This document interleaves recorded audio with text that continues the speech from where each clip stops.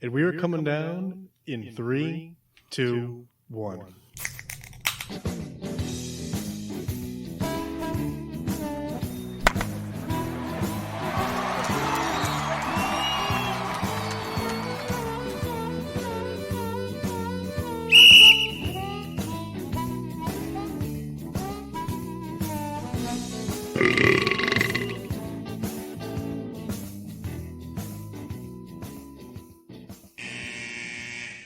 Welcome to Getting Sports with Drunk. I'm your hostess, Cupcake the Riddler, and I'm joined by Mark. Sheen Marshall. Nope. The non-cheap one sold. And the cheap one read. Rat of a Red Baron. No. Cheap. Welcome to Getting Sports with Drunk live on the PPRN Radio Network, brought to you by Spreaker. Yeah.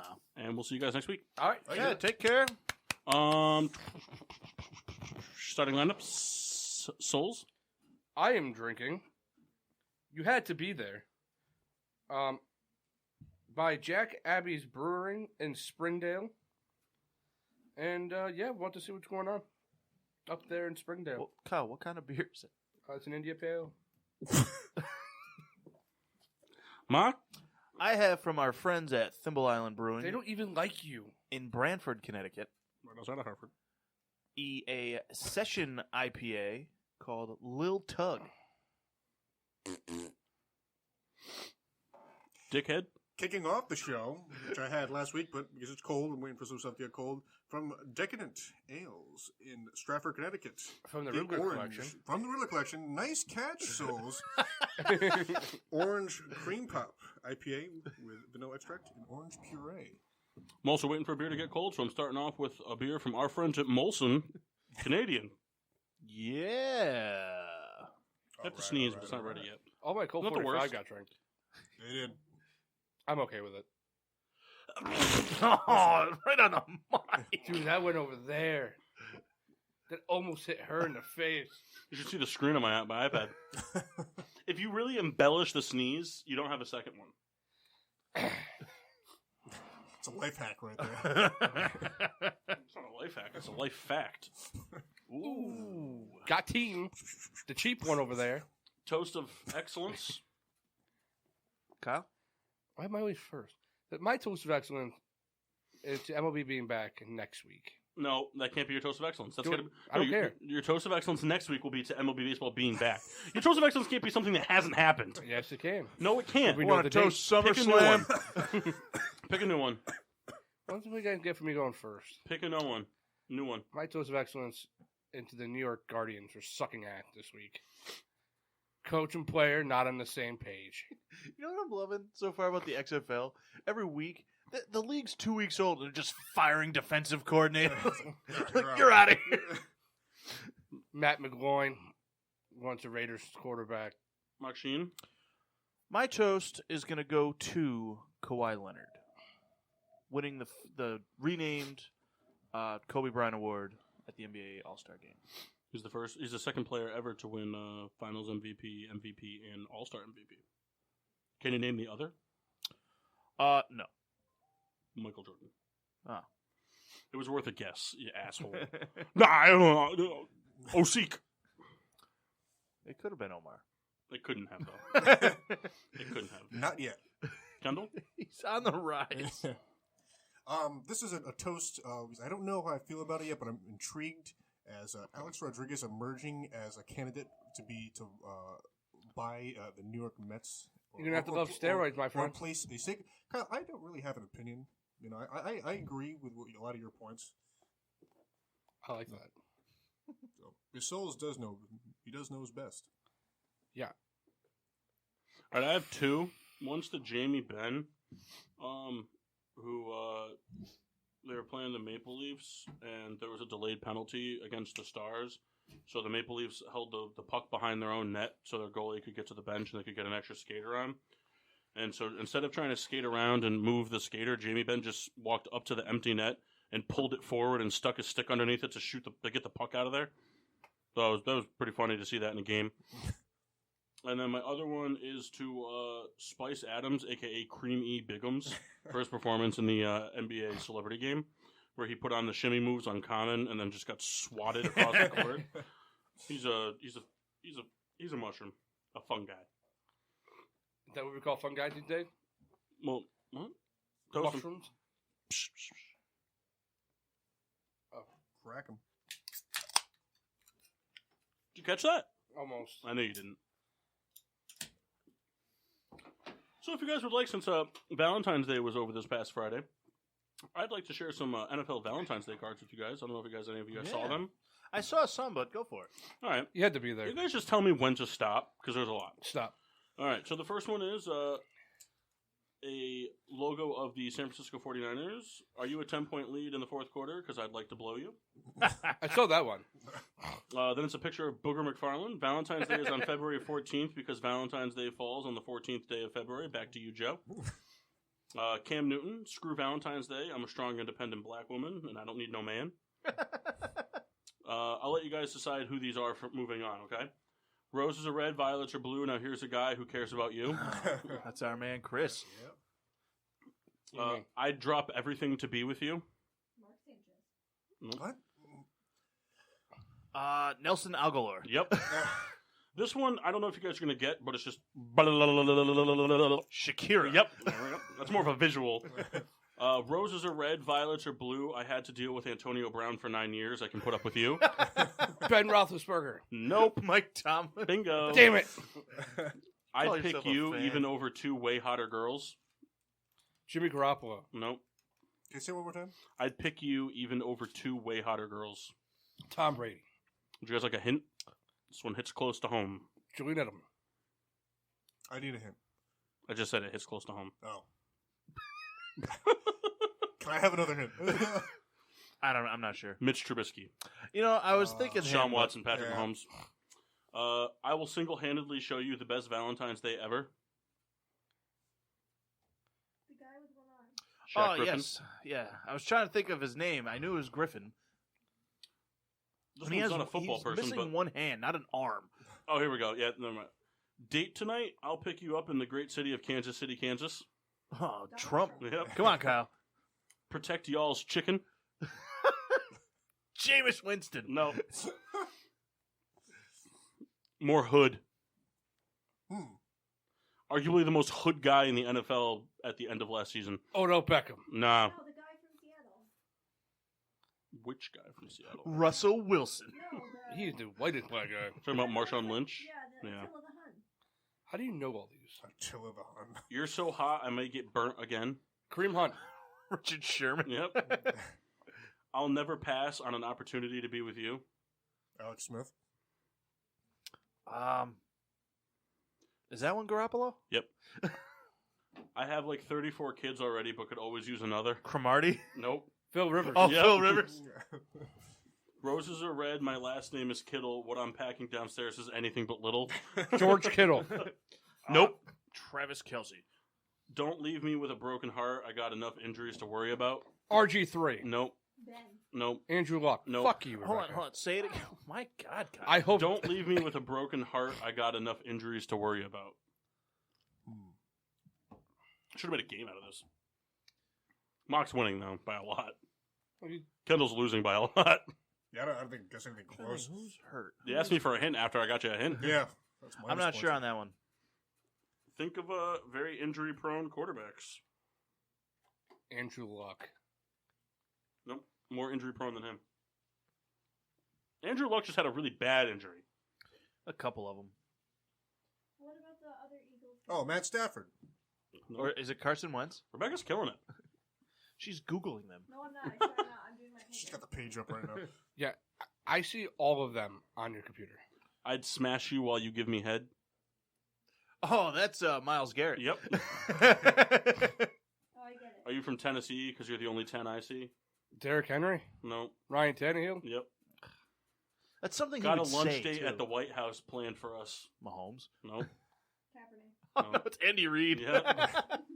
I wouldn't trade you for anything. Belichick.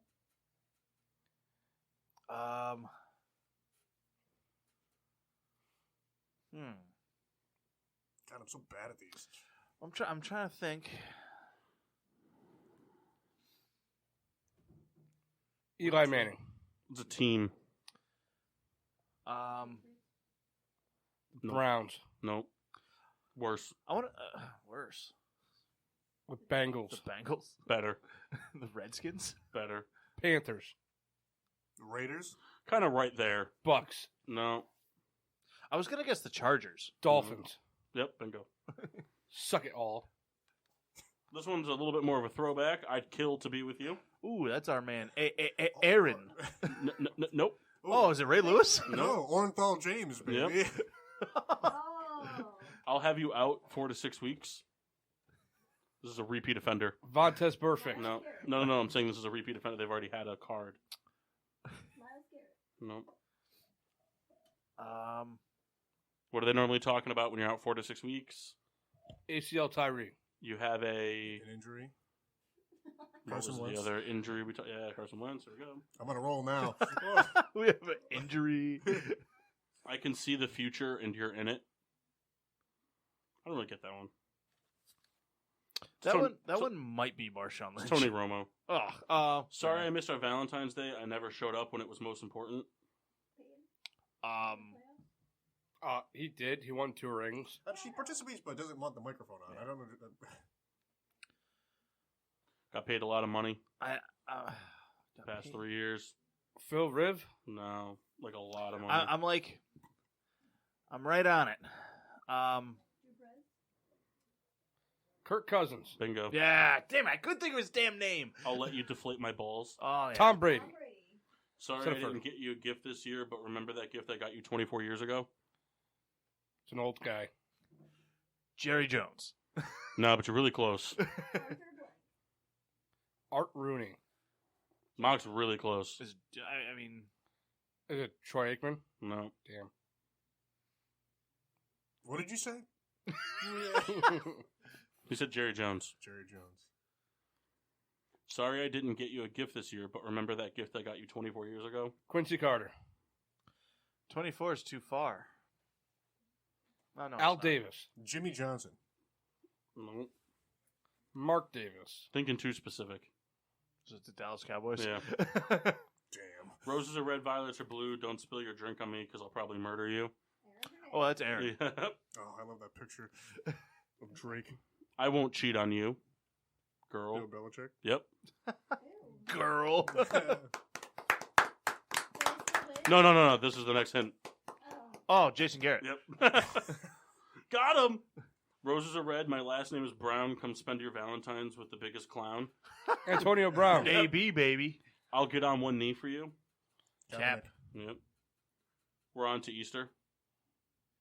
Belichick. Yep. Man, stop texting us. You're delayed. Roses are red, violets are blue. I'd run through a motherfucking face for you. Marshawn? Marshawn. Yeah. I don't know who this one is. I think it's just the Angry Eagles fan. It's just a bunch of swearing. I Who won't is have Bob Souls? I won't have cold feet in this relationship. Rex Ryan. No. Oh, Antonio Brown. Yep. Oh, come on. Rex Ryan was funnier. You intercepted my heart. Yes, you're right. Now, Jared Goff. are they going for real or funny? Like, is it a quarterback? Yeah. Jameis Winston. Yeah. I was trying to think. I was like, who led in interceptions defensively? Girl, you're special. Let's kick it this Valentine's. Justin Tucker. What'd you say? Nope. What'd you say? Justin Tucker. Nope. Pat McAfee. Nope. Young Hoku. Thinking too. You're thinking too literal. Think a little bit more funny. Antonio Brown. No. Let's kick it this Valentine's Day. Ray Rice. Nope. Oh, Kareem Hunt. There you go. See, you're getting closer with the crime. To be blunt, my love for you will never. LeGarrette. Jesus. To be blunt, my love for you will never go up in smoke. We'd love each other to the end Josh of time. Gordon. My assurance is on that high. One of mine was right. I'll kiss you like my son. Le'Veon Bell. Brady. Tom Brady. I'll kiss you like my son. All right, I say 2 more. Hope you aren't looking for a ring. Bill Belichick. Marvin Lewis? The guy. No. The guy. Shanahan. Team. 49ers. No. Ravens. No. Bills. No. Lions. Yep. our relationship won't fall short. Arnold Schwarzenegger. Titans? Damn. No. Person. Oh, Say it again. Really letting it Sure. die. Darren Sproles. No. Tyreek Hill? No. Can you say it again? Think of somebody in the past year that's been really criticized because of their height. My Russell penis. Wilson? No. Drew Brees? No. No. My penis. Go smaller than Wilson. I just did. Oh, Kyler Murray. Wow. Roses are red, violets are blue. I want a real girlfriend this year. How about you? Manti Te'o? Yep. Oh, man. We will be boycotting this Valentine's Day. Saints. Eric Reed. Yep. I'm saying so. And last but not least, my love for you won't retire. Tom Drew- Brady. No. Brett Favre. No. Drew Brees. No. No. Bill Nye the Frank Belichick. Gore. No. You guys would be lucky to get this one. Andrew Luck. Bingo. I was just waiting to see if anybody picked up on it. All right, Rebecca, well, you lose because you never spoken on the mic. So you Adam just, Vinatieri. all your points are immediately given to Mike Mock. And because Mike Mock won, that means that he gets to assign 5 shots of his choice to Kendall that he has to do in succession now. Lysol wipes. All right, I have 60 more of these for NHL. No, that's it. That's all I got. All right, so we'll go to break, and when we come back on the other side, we're going to read our own Valentine's Day cards. Souls, why don't you give them a little sample of what they're going to be listening to? Ooh, child, everything will be easier. Hey, Kyle, you know what I was thinking? You're not so good at that, are you? Well, I didn't want to copyright. Kyle, before we do that, we don't have our karaoke license. the shot thing, Yeah. I wanted to see if you could do us a favor. And, Oh yeah, we got to do that. Hold on. Well, go. Let's lead into it. Kyle, you know the words to YMCA, right? What, you talking about BULLS? No, just the regular YMCA. Not really. Well, but you know the main. I know part, the right? Here's the thing. I don't YMCA. think I could sing it anymore without saying Chicago. All right, Kyle, ready? They again? played that at the All-Star game this weekend. Did they? Yeah. Oh man. All right, Kyle, you just gonna jump in Just when watch you're. on YouTube. Well, I want to see it live. It's not the same. All right, Kyle, jump in whenever you're ready. what are we doing? You're just gonna Can you sing. turn it up? Yeah. But I don't really know the words. Just jump in. What are we doing here? I don't know the words, Ken. Just jump in whenever.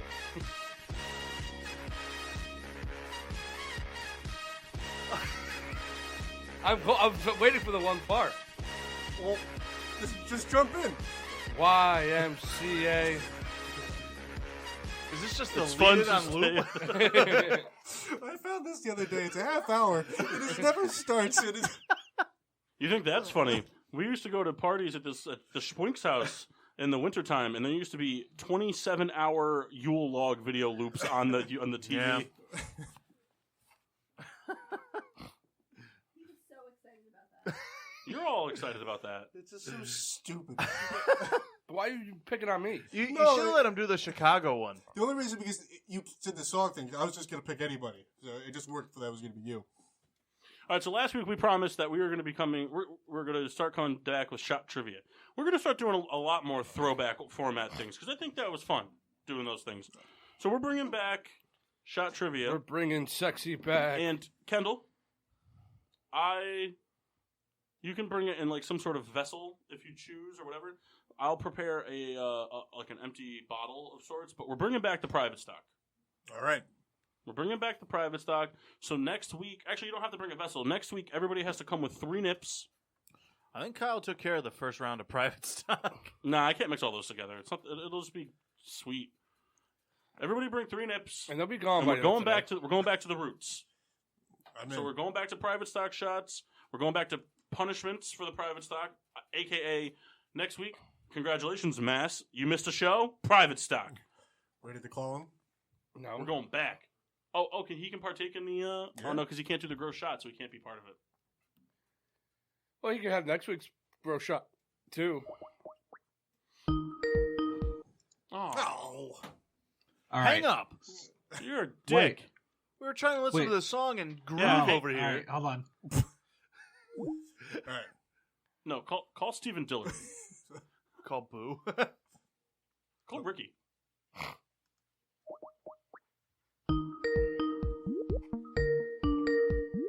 I'm horny. All right, Mass. We're good. Anytime now, Mass. He's gonna let it go to voicemail. He did. He did. What's wrong with me? Just get to hear it again.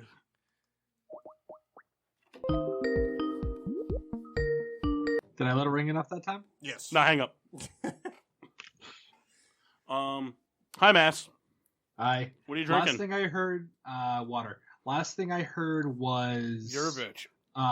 Yeah, I know. Was Kendall playing Souls into the 30-minute YMCA. 30 seconds. No, it was a 30-minute. I know, but 30 seconds in this house. What? All right. So, Mass, I stated we're going to go back to some of our old school ways with our new school ways type of deal. We're going to bring it back, as Kendall would like to say. And we're going to be instituting in the shot trivia, as mentioned last week. Yep. So Kyle has a trivia question prepared. The loser is going to do the gross shot today. Okay. And then they're going to come prepared next week with a shot and a question. And then we'll go from there.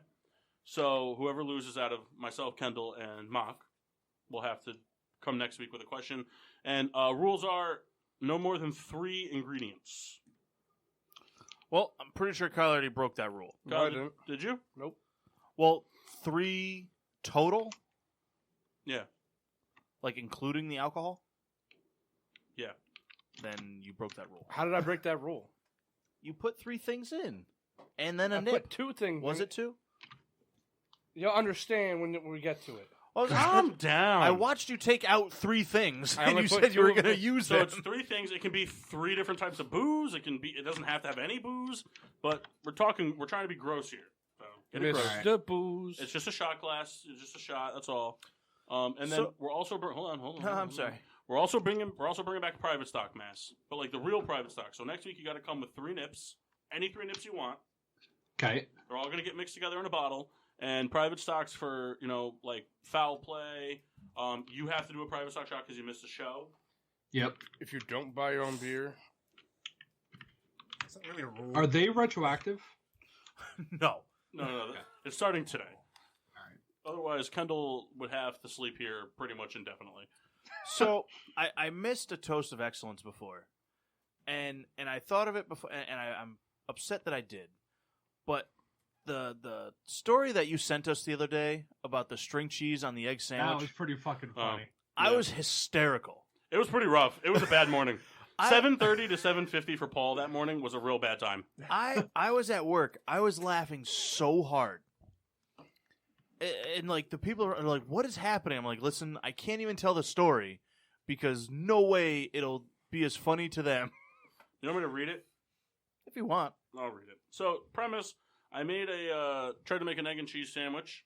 We didn't have any cheese. All we had was either horseradish, Vermont cheddar, or whatever the fuck it was, and string cheese. So I decided to use string cheese. And, I'll read you in from there once I get it up there. I'm looking for the big block of green text. It was like Here we 3 go. scrolls on the on the phone. So I prefaced it with saying, just so you guys know, using string cheese as a substitute for sliced cheese on an egg sandwich is never okay. Followed up with, no cheese, wanted an egg Sammy. All there is horseradish Swiss and string cheese. So I go string, first mistake. After spending the entire duration of the toasting of the English muffin trying to decide, do I peel the cheese or cut it into little circles, I chose the string route, second mistake. I proceed to fry some eggs and decide, you know what, runny eggs today, third mistake. I flip the eggs over and place the string cheese on the eggs to get the melting process going. Well, it doesn't melt, it just gets more flexible. So I fold the egg over and place it on the English muffin. Figure extra heat will melt it more, fourth mistake. Instead, the yolk pops on the string cheese, which by this point has effectively turned into a food caulk, keeping the egg sealed. So no leakage of yolk, therefore I'm unaware of yolk penetration. Well, boom, first bite, fifth mistake. As a sea of yolk pours down my chest, I'm shirtless. The string cheese just comes out as steaming chicken fetus covered rubber snakes, splattering mess everywhere. As I tried to slurp the cheese in my mouth, final mistake, it just worked as a vacuum, expanding the tube of cheese down my throat, causing me to choke and spree yolk strings up through my nose. All this while realizing that not only does string cheese turn to glue while being melted, but tastes like it too. So after a sink bath, a quick reevaluation of life, and some water, I've decided definitely got to cut the string cheese into little circles. I love the fact that you didn't just stop using string cheese. You're just like, nah. The problem was definitely just the delivery method. Well, I mean, you got to give it a second go with the other method. There's multiple ways to go about it. I thought for sure that someone made that sandwich for you. No. And was just like, oh, this will work. And I was waiting, because in my head, I'm like, oh, who made this thing? Because that's going to be even better. And they're like, no, I made it myself. I was like, oh my God. I have an egg sandwich every Saturday morning. I always make myself 1 or 2 egg sandwiches. And there was no cheese. And for me, an egg sandwich without cheese is just not the same. Right. Well, it's pretty much useless. Yeah. At that point. So, all right. question. Sorry, Mass. Jesus. Oh, You're sorry. here, so let's fucking go. Wait, what are we going on? It's time for shot trivia. Oh God! All right. You can't guess. You can guess, Mass, but your guess means nothing, okay? Because you're not here to physically do the shot. Or he just has to rip some of the shot next week. Ooh, save it. All right. Well, that's up to Kyle, because he already prepared the shot. Oh, no. So, I mean, you can leave it here and let it fester if you One want. of you guys are doing it today. All right. So, Mass, your guess is irrelevant. You're doing a private stock shot for missing it. That's part of the punishment for not being here, because you don't run the risk of doing the gross shot the following week. So, private stock for you next week. Okay. Which Can might I be guess? it. Can I guess last then? Does it matter? Guess first. You can guess last. Your pick means nothing. I think the Alright. person doing the question gets to choose the order in which they guess. Okay. Here comes Kyle just being a douche. So, Mock, you're first. Hang up on him. Here's what's going to happen. Mock's going to pick a number. Paul's going to pick a number. Kendall's going to forget Mock's number, pick something lower than it or higher than it that puts Mock in the middle. Mock still wins. So it doesn't matter. It's all going to come down to Kendall's lack of just, Everything. Yeah. Hey, did you guys know Wendell Smallwood's a Redskin? Yeah. What? Didn't know that.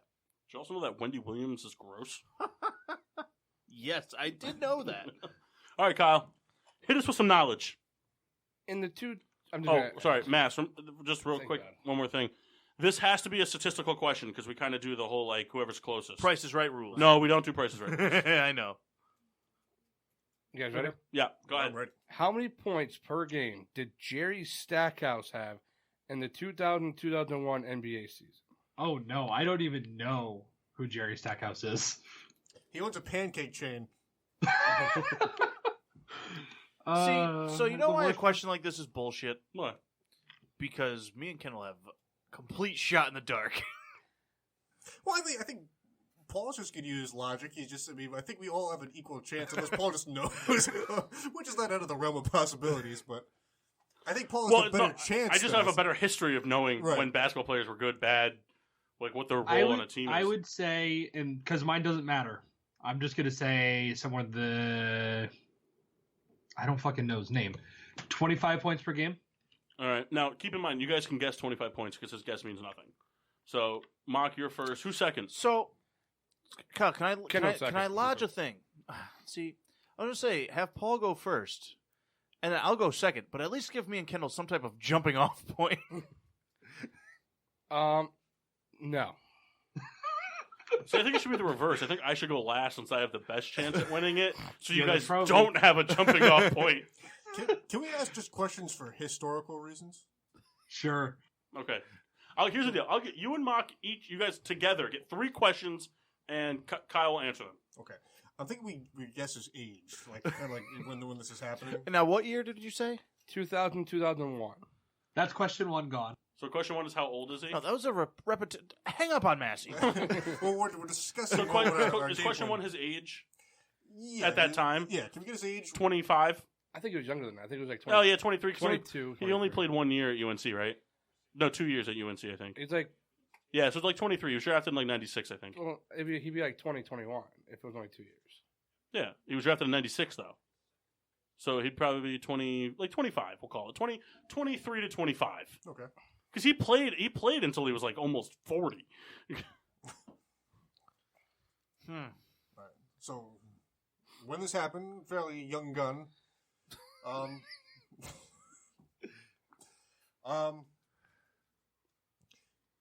What position did he play?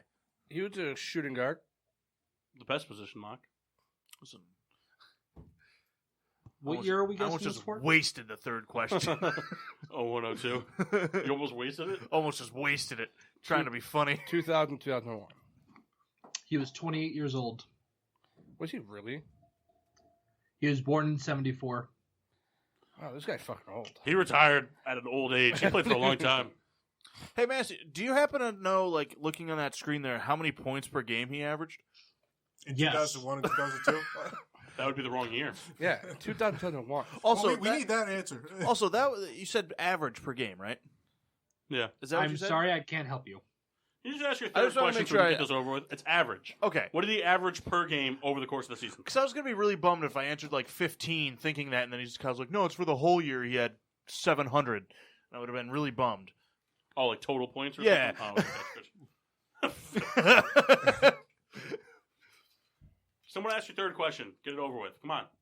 Okay, how many minutes per game did he play? Mass? A lot. Mass has it up. Mass, what was his minutes per game for that season? Give me a second. Minutes per game for 2000 to 2001. Yep. He played 40.2 minutes. So, Basically the entire game. yeah. Okay. All right. He sat for an average of 2 minutes a quarter. This team was trash. I don't remember what I guessed. What did I guess? It got a lot better, though. Oh, You guessed 25, Mass. it's because they traded him. Huh. 19 and a half. All right. I'm going to go with 16.7. My turn? Yes. 28.9. Safe. The answer is 29.8. Good for I was him. within a point. So, Yeah. Kendall, you are the loser. You know what the best part is? For a career, he averaged less than 16 points a game.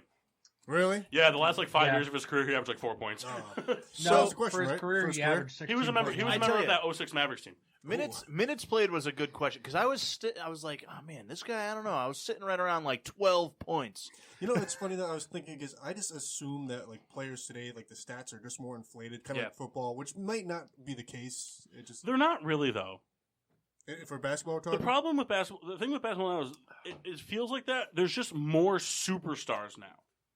But like realistically, like when you look at a team like you can't look at a team like Golden State has been or a team like the Bucks right now, like because there's a lot of like really good like superstar caliber talent. But like you look at a team like the 76ers. You know, I mean, is Tobias Harris averaging over 20 points a game? No. No. You have Joel Embiid, who's averaging probably, 23 a game? Simmons, who's probably averaging 16? Around there. 16, close to a triple-double, though, but 16. I mean, Joel Embiid's the only person on the team averaging over 20 points a game. He's the only one putting up all-star scoring numbers. It's just, there's just more well-rounded scoring now. There's a lot more people that can produce that in that 12 to 18 points per game range. You go back even in the early years of like LeBron's career, and you go look at a team like the Minnesota Timberwolves, Kevin Garnett was putting up 28 points a game. You had maybe 2 or 3 guys putting up between 15 and 20 points per game, and then the rest of the team was putting up like 9 points per game. That's why the NBA was scoring less. This team was so bad, dude. He put up those type of numbers and didn't even make an All-Star team or an NBL team. Damn. You know, he made the All-Star team that year. Did he? Yeah. I don't think so. I don't know. I saw like he didn't make any NBL teams or nothing. Won like no awards for it. Well, because those awards are biased. They're given to playoff seeded Yeah, teams. that team was bad. Bad. No, so Kendall gets to do the shot? Pour it He up. did make the All-Star. He made All-Star 2000 and 2001. Do you want to just drink it out of the bowl? Well, I mean, it would probably be easier, but I assume that no one else is going to try this, right? That would be correct, because I know one of the ingredients. It's no Rebecca, can you Asian get cuisine, that is to it? No, Kendall. Be careful. Just if there was a lean cuisine. No, I was asking if there's any Asian cuisine. There you go, Ken. No Asian. It's like gravy. Ugh.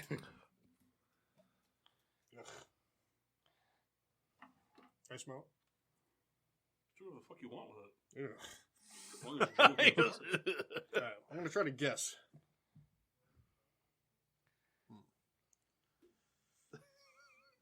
Definitely seems like there's an A1 or some type of steak sauce vinaigrette component here. You would be wrong, sir. It'd be darker if there was A1 in there. Well, I just meant kind of like a sauce or dressing. Well, yeah, but that's not what you said. I needed the jumping off point. Don't steal my phrase. Haha. Right. You know, I don't know. Right. Here we go. Wait, is there pickle juice in here? There is. I thought that's what I'm getting at. So I rescind The my vinegar? previous- I literally said that there was pickles in it before you handed it to him. Oh, really? Can we play back the tape? Play it back. Play it back. Just do it already. Here we go.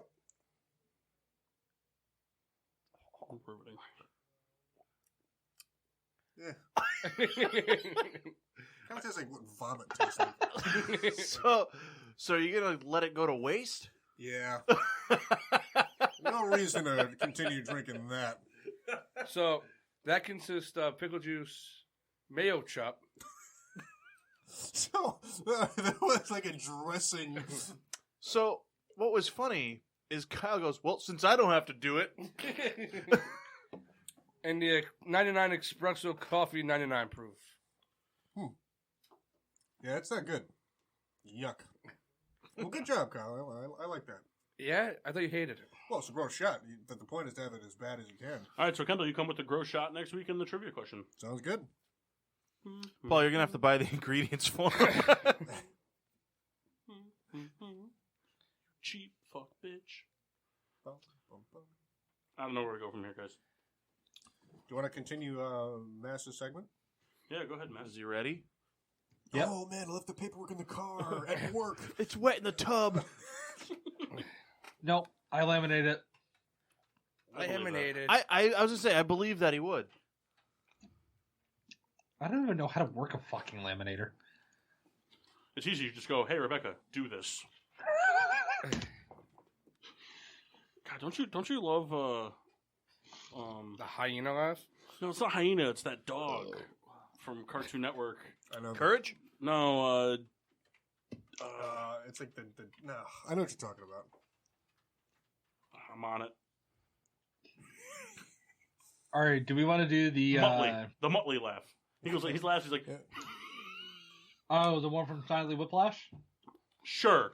Man, he even knew the cartoon that it was from. What? No, just good on you. Yeah, just go with the segment, bruh. Well, I asked. Which one do you guys want me to do? Do you Just want me pick to one. Just go. Okay, Kendall, can you pull it up real quick?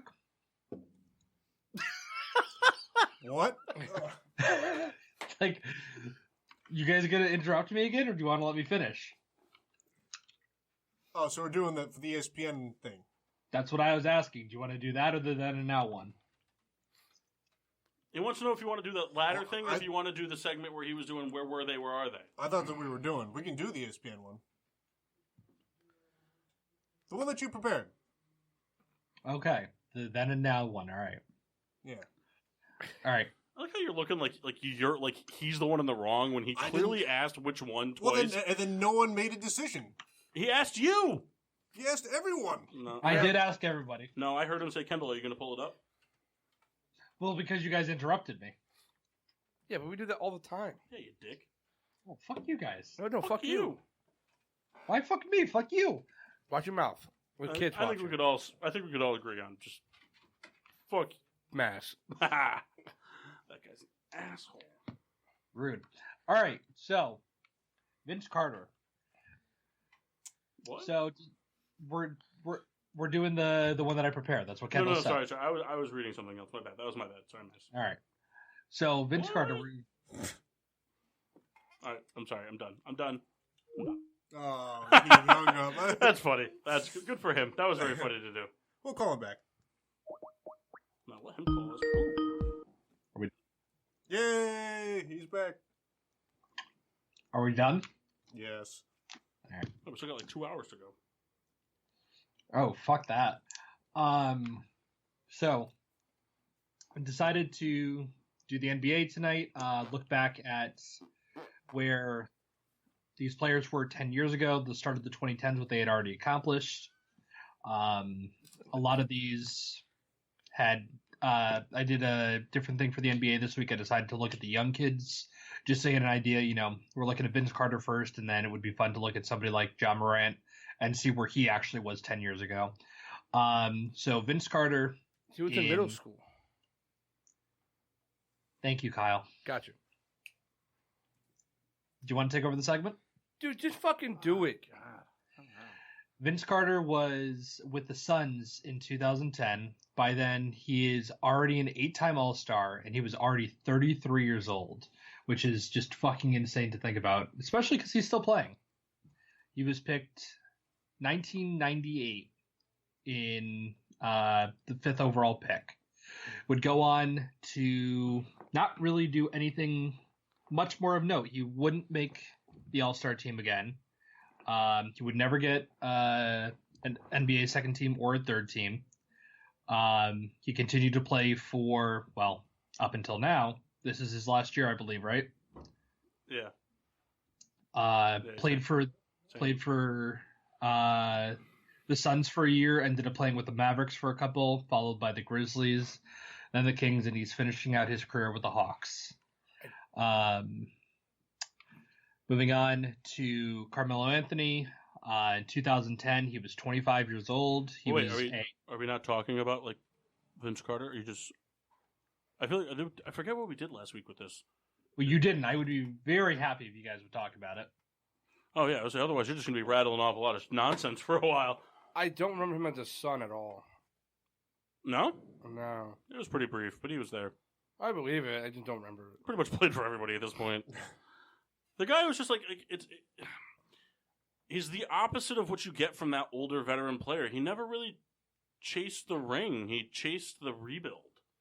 He liked being a part of like that next generation team. And like I feel like it's like if he didn't like if he didn't like where he saw if he saw where it was going, he moved on. That's why he likes Atlanta. Yeah. Because he likes the direction Atlanta's going. And I mean, he wants to play for a team, the young hungry teams. He's going to get minutes because they're inexperienced, but he's not going to be overworked due to just nothing. And I think he likes that mentorship role. I think that's what I think he really likes doing it. He's played the game for so long at such a high level. Well, there was an interview with him that kept asking why hasn't he ever joined. Like the Warriors or something. He said he wasn't going to sign with a team just to sit. He wanted to play. Yeah, that's what I like the most. He's never chasing the money. He just wants to play basketball. That's the best. He's just like, there's no point in me still playing just to sit on a bench. I mean, getting a ring would be cool, but I just want to play. I'm like, all right, well, that makes sense. We play for a lot of shit teams, and they're not going to get any better anytime soon. Who knows? He's out there and he's playing, and if what it's worth, he's playing at a high level for a guy who's X amount of years old. I wouldn't say high level. Mediocrity. Well, I mean, for how many guys his age, who are playing in some, off league or whatever. I don't mean like the G League, not the G League, the Big Three or whatever. And I think he still stands a chance in any like one-on-one scenario. Anyone his age who had played, professionally. But who's to say? All right, Mass. Next one. All right, so up next, I had Melo. Melo at that time was 25 years old. He was already a three-time NBA All-Star. He was still with the Nuggets back then.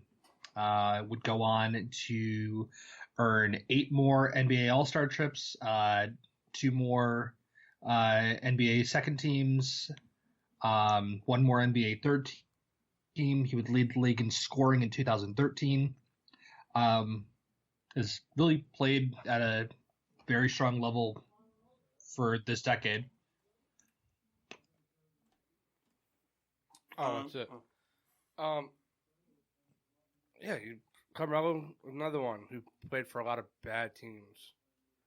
He was part of the Knicks team that had nothing really going with him. And that Denver team, while it often made the playoffs, was just kind of like the wrong combination of youth and experience. There was a lot of nonsense on that team.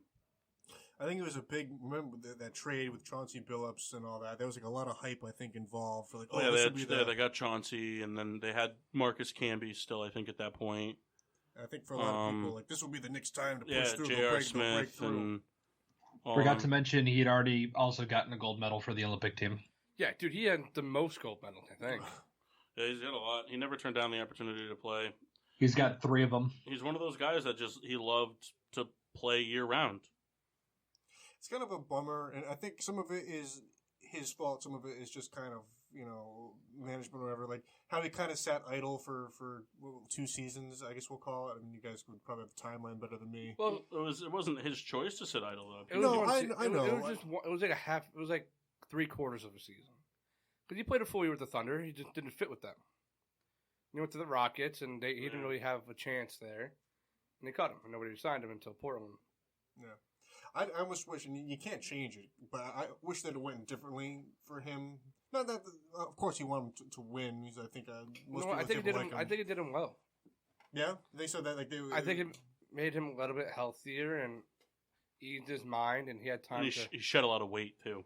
Like he was able to just do a lot of workouts, and now he's in good shape. He's playing at a high level for Portland, and will they make the playoffs? Who the fuck knows? Because they're so up and down. But Damian Lillard's on his 50-point streak that he has every year. So, how much?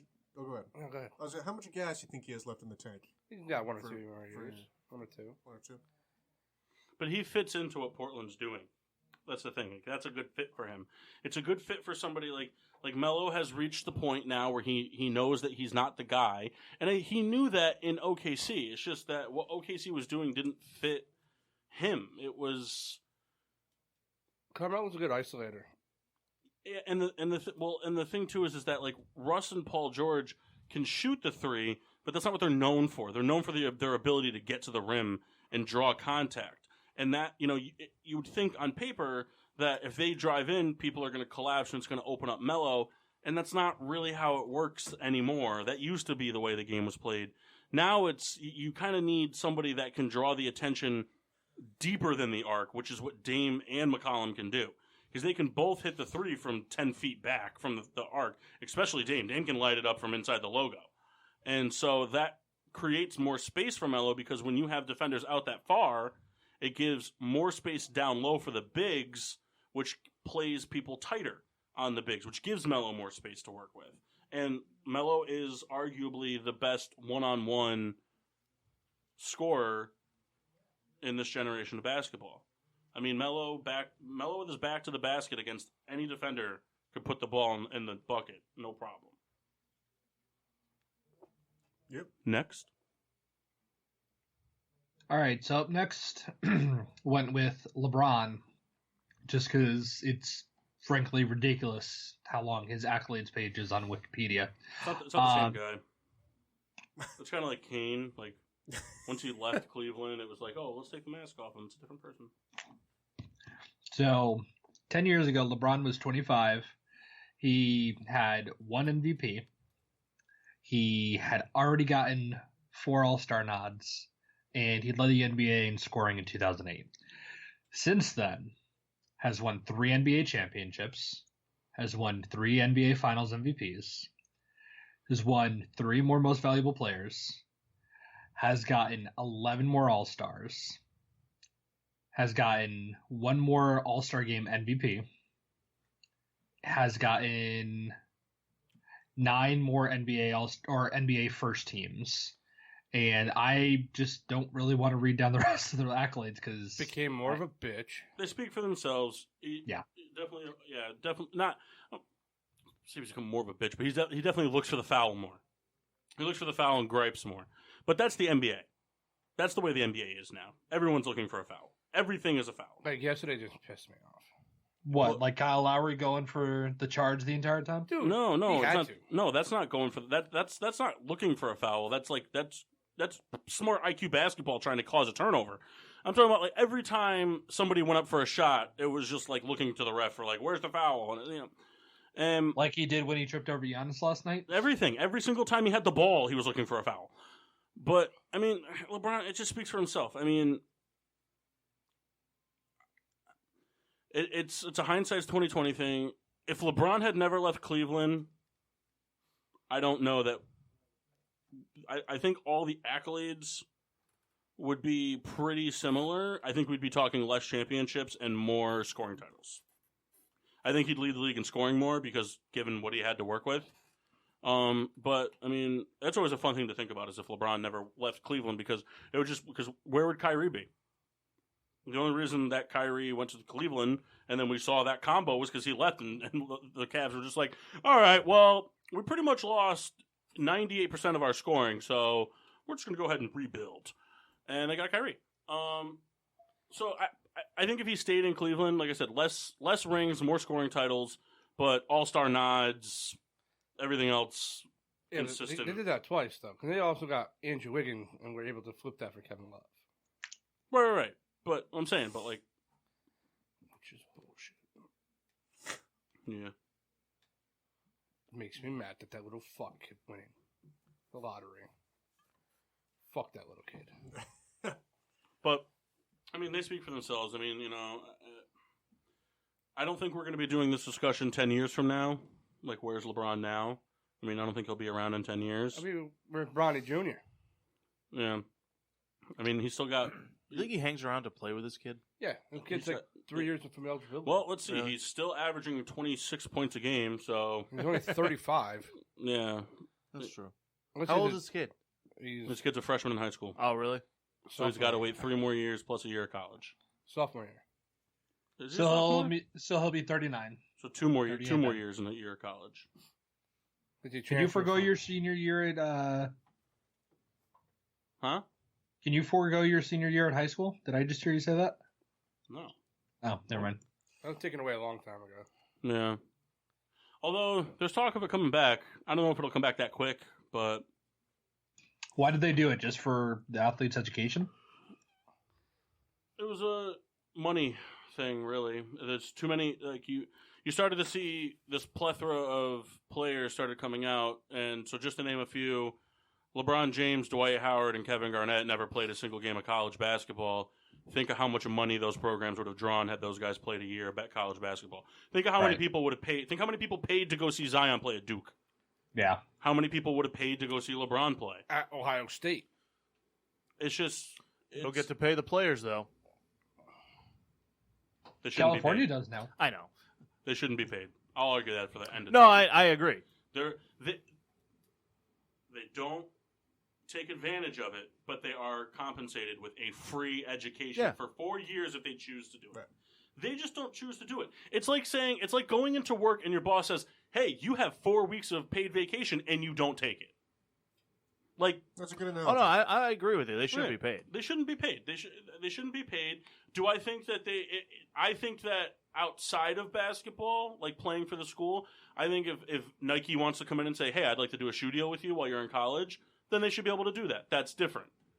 That's like getting a part-time job while you have a full-time job. As long as it's not interfering with your, whatever. But I personally think that they should be bumped up to 2 years in college, to be honest with you. There's too many people that put all their money, all their chips on it, that go in and they play 1 year of college ball. They were an elite college player, and it doesn't transition to the NBA, and then they have nothing. They have nothing at all. They have no education. They didn't get any money. Chances are they blew all their money that they did make. And, I mean, that's why there's a lot of respect for, speaking of, is LeBron. I mean, LeBron was given so much money at the age of 19 years old between Nike and the Cavs and other endorsements, and to have never cheated on his wife and have this be a picture never had anything. Be a picture perfect family man, no criminal reports, not so much as a speeding ticket, nothing. I mean, forget all the opening up the school and shit. I mean, just being a model citizen alone, it's the only blemish that people ever throw on LeBron is that whole decision thing when he went to Miami. That's like the one blemish. But LeBron, and it's just because it was stupid. And the thing with LeBron too is I don't think LeBron. I think there's just this misconception of it because of how good of a guy he is. Yeah. But LeBron is definitely hey, look at me. He's hey, look at me. He's not an asshole like Kanye West is about it. Yeah. You know what I'm saying? But he's the decision is a perfect example of that. Hey, everybody, look at me. It was a TV program. Like, Yeah, ESPN had it ESPN, I aired. remember. They had 3 hours of pre and 3 hours of post coverage plus an hour event. Well, How then long does remember- it take to go? That one. I'm playing. Well, then here. remember when they like introduced him, Wade, and Bosch? They had like the big. Yeah, they did the jerseys. They came up through the floor. Mm-hmm. I remember that. Which is hilarious that they did that because there's no need to introduce Wade to the And mix. it was just like, hey, I'm still Hey, here, remember this guy guys. that won a championship 3 years ago? You guys remember this guy? He's been living in the dumpster. I had one question before we wrap up LeBron. We talked about it kind of briefly. Yeah, I think fuck post-playing career, do we see him as like that coach, owner, or where we I see think him he would in be in lane? any type of ownership thing. Or does if he anything. walk away entirely and just enjoy retirement? I just don't. I think LeBron walks away from. He's never going to walk away from basketball because of Bronny. That's never going. Bronny's going to go in the NBA. Now, whether or not he becomes is an all-star caliber player is a different thing. But he's never going to step away from basketball. But I do think that when he steps away, when he retires, I think that he steps back to enjoy it a little bit more as a father, watching his son and spend time with his other kids a little bit, and then we see that roll into the GM thing with the Cavs. It's I going to be the Cavs. think he'll be like a Magic Johnson type thing. Yeah, you know, or like a Larry Bird. Yeah. Yeah, like something like that. And it would be with the Cavs. The same thing with like Larry Bird. Larry Bird never played a second of basketball for the Pacers, but he was from Indiana. Like, same thing with Jordan. Like Jordan, granted, he played for the Wizards, but like he's from Charlotte. That's why he wanted to own the Charlotte Bobcats, Hornets. Let's see. And- He's just gonna make an NBA expansion team. No, I think I think Akron Aviators. I think he'll do something with Cleveland. And you see it now. Granted, it's a little skewed, but ever since they adopted this new format of the highest vote getter in each conference drafts a team, they've done it for 3 years, and LeBron's 3-0. He knows players, he knows how to run. Last night when they were doing timeouts with as it was rolling down, and they were, who's going to finally win this game. Every timeout, you see Nick Nurse is sitting there with the clipboard. The whole Giannis team is sitting on the bench, and then LeBron's sitting there. The coach is nowhere to be seen, and LeBron's, LeBron's just he's got an IQ. He's a smart I was guy. the coach of that team. But he told me to sit that one out. Take a step back. So I got my first win, guys. Hey, congrats. That's my toast excellence, by the way. All right, Matt, you got one more you want to do before we go to break? Yeah, we can do Chris Paul. Spreaker said, yeah, you know what? I'm going to give you guys a favor. Well, CP3. I had CP3 had an alley-oop dunk last night. It was sick. I had him up. I had Durant up. I had Wade up. I had Bosch up. Give me And Omar Howard Asik. We can What? continue. After the break, if you want. Nah, we'll roll into next week for NHL. So Mark was like, why? That one will be real quick. Not if you give people the names and they can do some research. I'll give it ahead of time. That's fine. So by 2010, Chris Paul was a two-time NBA All-Star. Made the NBA All-First Team once, the second team once. Kendall, can you tell me what team he played for originally? Chris Paul? Because a lot of people, I feel like, forget this. I didn't know it. I wouldn't expect you to know it. Yeah. Well, you're not a big basketball guy. Yeah, that's fair. Charlotte. Oh, very close. New Orleans? New Orleans. New Orleans. But they were the Hornets. Damn. We actually talked about this a long time ago. I just can't No, we remember. didn't. We Well, didn't. He and I. No, Not no. you. We didn't.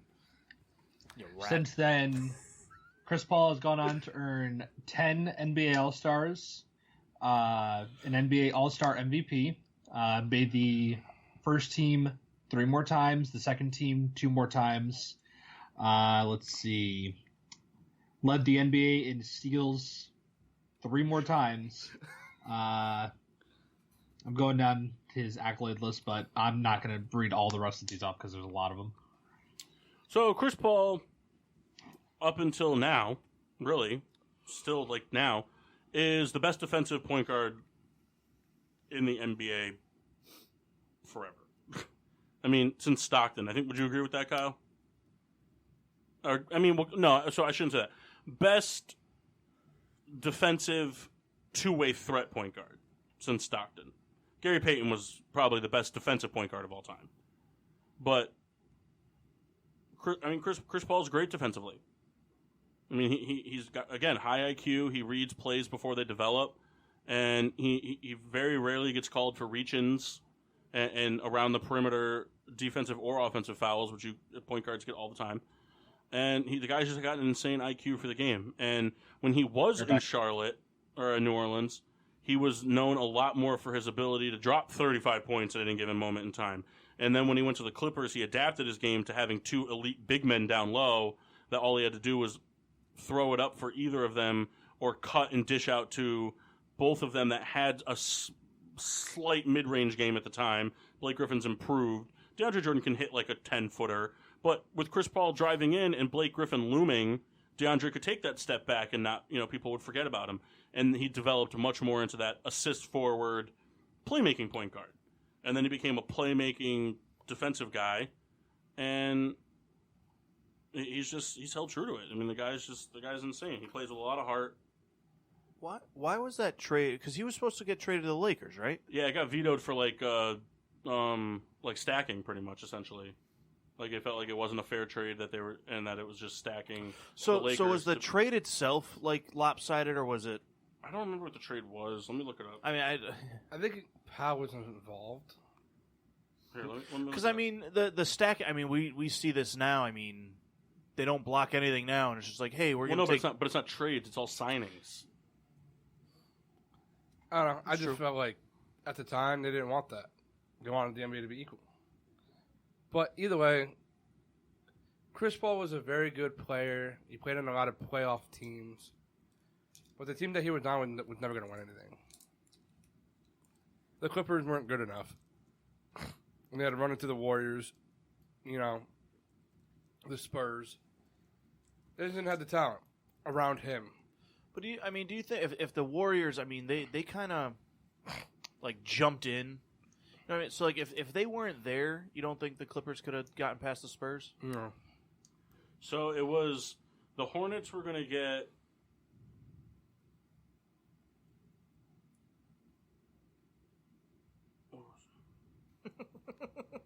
No, sorry. So it was the Hornets were going to get Goran Dragic, Kevin Martin, Luis Scola, and then the New York Knicks 2012 first-round pick, which became Royce White. Tells you everything you need to know. The Lakers would have got Chris Paul, and the Rockets would have got Pau Gasol and Lamar Odom. So the Hornets got fucked.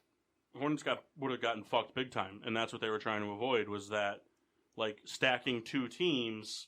Because you got to remember, New Orleans was a West Coast team. Yeah. So this, like, kind of like tanking kind of thing, essentially. Like, let's send away our best player, get realistically nothing in return. I mean, Goran Dragic has been a serviceable NBA player. Kevin Martin was kind of starting to exit his prime at that point in time. Luis Scola was forever a role player. And that first-round pick... Pretty darn good one, though. Yeah, but just... And then the deal that ended up getting done... Was it him to the Clippers?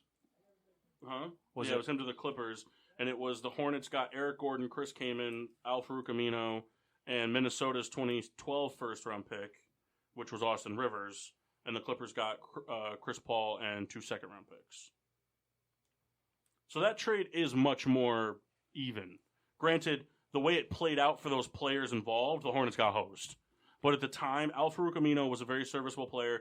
Chris Kaman was a very underrated big man, and Eric Gordon was a very promising young star who has grown into a very good player that probably would be an all-star if he wasn't playing in the shadow of James Harden and being that kind of like essentially really a sixth man on that team. And then they got a first-round pick for it. Eric Gordon's supposed to be one of the big players that are coming out. So, yeah. What do you think? Take a break? Yeah, we'll go to a break. We'll come back in some time. And then we'll visit whatever Kendall has planned. All right. We'll be back on the other side of the break. Goodbye. On PPRN. And now, back to getting sports with Drunk on the PPRN Radio Network. So whose turn was it to pick music this week? Welcome back to Getting Sports with Drunk, live with Masi, here on the PPRN Radio Network. Is he able to hear the song I don't when we're know. coming back? I think so. Did you hear the song, the comeback The song? No. Oh no. That's funny because you were like talking right at the end of it. Yeah, it was like going on, and you're like, so what's going on with like the meatball subs later? Well, I didn't we know should we probably were get that live yet. ironed out. Yeah, Kyle and I are gonna get them after we drop you off at the house. It'd be a real bummer. There's a place on the street that does meatball sub BLTs Oh God, that sounds awful. and irresistibles. Imagine lettuce on a meatball sub. You can get it at Subway. I That's get what it, Kyle but, gets. No, I don't. No, Kyle gets meatballs, no sauce, untoasted white bread, no cheese. Just basically meat. He loves that and the what's the other one you get? Oh, the chicken bacon ranch. He hates cold cuts from Subway. Well, they're pretty much plastic, but I'm sure the chicken isn't much better. Better than the cold cuts. Gotta tell you, opened up this new beer and the color does not look great. The foam is black. It's also poison. What do you got for us, Rat? Well, I figured we'd continue with our 30 under 30, which You mean you sucking a lot of dick for nothing? which we began last week. You know, it was funny, not to cut you off, but in our group text, I forget who it was, but they wrote 30 under 29. And I'm like, huh? That's not even a typo. That was Kyle. No, it wasn't. Yeah, it was. You asked me if you wanted me to send you my 30 under 29. Okay, well, I obviously wasn't paying attention. 2, go fuck yourself. 3, we could easily fire you, you bitch. No, you can't. You don't know Rachel. I do know Rachel, I'm and I actually pet sleep- her often. I'm actually sleeping with Rachel. Oh, scandalous. That's why I could. What the hell was that? Is there a UFO? Master, somebody else calling you? We may have lost him. A third a bad connection. Do do do. Let's Sounds see. like he's in a Do, submarine. Do Yep. do do do. There's a poor network Do connection. do do. Does that mean we're not going to hear it go do do do? Yeah, Do unfortunately. do do. Well, if you hang up and call back. That's true. I could do that. Master, you back? there? Yes, I'm here. The Massacre's Massey in the tub. Not eating. First of all, I said, do you want me to Shut do your up, Kyle. team for the 29 and under? Okay, but it's not 29 and under. It is. It's exactly what it It's is. 30 and under. It's not, because we don't do 30-year-olds. Well, You it's can't. under 30. Anyway, we're Yeah. continuing. It's 30 under 30. It's not 29 and under. Well, you know exactly what I meant, and it basically was the same thing. So we picked up with the NFL this week, which happens to have 32 teams, but you know the Go fuck yourself, man. mass. You know, so I said nothing against you, What does and that yet have you to still do? come. Why'd you say it like that, though? Like, oh, unfortunately, it's got 32 teams. Like, Well, because what are we doing? Like, we weren't doing the 30 under 30 for 30. no, but it worked out that way. That everything's there's 30 teams in this league, blah blah blah. It was just a coincidence. You don't have to Football do- sucks. Anywho, Mass, you still there? Yes, I'm still here. Alright, just making sure. So we began with the NFL this week, and the Riddler broke down the teams for us, and Yeah, I gave everybody whole divisions instead of giving people like, hey, you get this team, you get that team, you get this team. well, you get everyone that had a team. division, and we broke up one division. It worked out. The numbers worked Should have out just perfectly. gave somebody 2 divisions. Would have been easier. The numbers worked out, and it was cool. We kind of got a. Would have been fucking easier. All right, well, You're a dumb fuck. the peanut gallery is here. You're a Starring me. dumb one, Okay. Mr. Reed. You really are a rat. If you guys don't want to play, that's fine. You never buy your own beer, and you smell like dirty socks, Mr. Rat. And you're probably not gonna when we hang out. You never buy your own beer, so I win. What the hell does that mean, Kyle? I wouldn't touch you with a 39.5-foot nip. Do do do do do do. Here, Ken. No, we have cold ones. Well, I'll take the warm one. Who am I? You know what? We all have cold ones. I'll be right back. Well, Mock, Kendall just fucked you. Now you have to do a cold nip. Thanks a lot for that. Yeah. Try to be on my side next time, you. right, I So- didn't say anything. You So- ganged up. We're gonna start with AFC, and we'll just go Yes. round robin. 4 people each had an AFC team. Mock, you think you're the only one that did not, right? I did not. Right. I knew that. I didn't have an AFC team. Did you have 2, Kendall? I had 2 AFC teams. Okay, so we're gonna go. It's gonna have to go me, Kendall, Souls, Kendall, me, Kendall, Souls, Kendall, me, Kendall, Souls, Kendall, me. That's the only way I see it working. Our boss is making a real ruckus. Yeah. We better get it together. Yeah. Come on, Kyle. We need you. I was trying to think of a way that we could work Beer Johnson into each show, but I haven't figured it out yet. Get the duck phone and bring it here. We gotta figure out a way to hook What it can up. I do to get the duck phone? Listen, I'm in love with the duck. What if I give you all the Bourbon County? That's a good trade. I mean, it is. Or what if I give you my work cabinet? I don't know what the word cabinet is. It's 57 bottles of liquor and 48 bottles of wine. Oh, I mean that is a far. So we got a deal? It would, yeah. All right. We would have a deal. You come to the house. Oh no. But hold on. Yeah, pretty much a whole bunch of nope going on in Kyle's hands. Intriguing. Paul took the darker color. Just a root beer. I don't really like cherry. Oh, you don't like Kendall pick? He got black cherry again. Kendall, did you want black cherry or orange? So I previously had black Berry. Yeah, blackberry. Yeah, this is black. Blackberry. Would you rather have black cherry or orange? Be honest. Black cherry. I don't want any of this. What flavor you got, Mom? Butterscotch. Ooh, that's gonna be a little. Ooh, Mass would be salivating for that one. Mass once brought a whole fifth of butter shots to the apartment. That's true. And he drank it just as quickly as you think he might have. So, Matt, I got a quick He question. floated it on ice cream every night. Yeah. Is Graves your favorite liquor? It's not a liquor. Yeah. Favorite grain alcohol? It's a neutral grain spirit. Yes, it is my favorite grain alcohol because I'm pretty sure it's the only one I've ever had. Well, Everclear's on your way, my friend. Oh, Rebecca wants a nip. Nick? Yep, give Rebecca a nip. You know, she's got a hard cider in the fridge too. Oh, you do, and you're not What year drinking is it. that from? 1992. This was bought last week. No, this was gifted by the You can Connoisseur pick Media one Group. of your choosing. Yeah, you can get the jacket after. Jacket. All right, so Jacket. all right, so Kyle, you want Who's to up? start? You want me to start? What do you want to do? I can start. All right, I'll start. Go ahead. Cool. All right, so I had the AFC East, so I'll start off with the Bills of Buffalo. So the best player under 30. Now this was off accolades, right? We're doing that, right? Off Not accolades. potential. Off accolades, So I went sure. with Tre'Davious White, the cornerback, one-time Pro Bowl, one-time All-First Team, and the 2019 interception leader. Yep. And I'm pretty sure he's like 25. Yeah, he's pretty good. He's from LSU. The only other two people on this team worth even mentioning in this category were Shaq Lawson and Micah Hyde. And neither of them really have done anything, like, in terms of accolades, like written accolades. Like, I mean, they're both good players, but no notoriety. One's an 88 in Madden. Shaq Lawson. No, it's Micah Hyde. What's Shaq Lawson? Like an 81, What are you in Madden? 12. Yeah. So that's mine. Any contention? Any contentions at all? Nope. All right.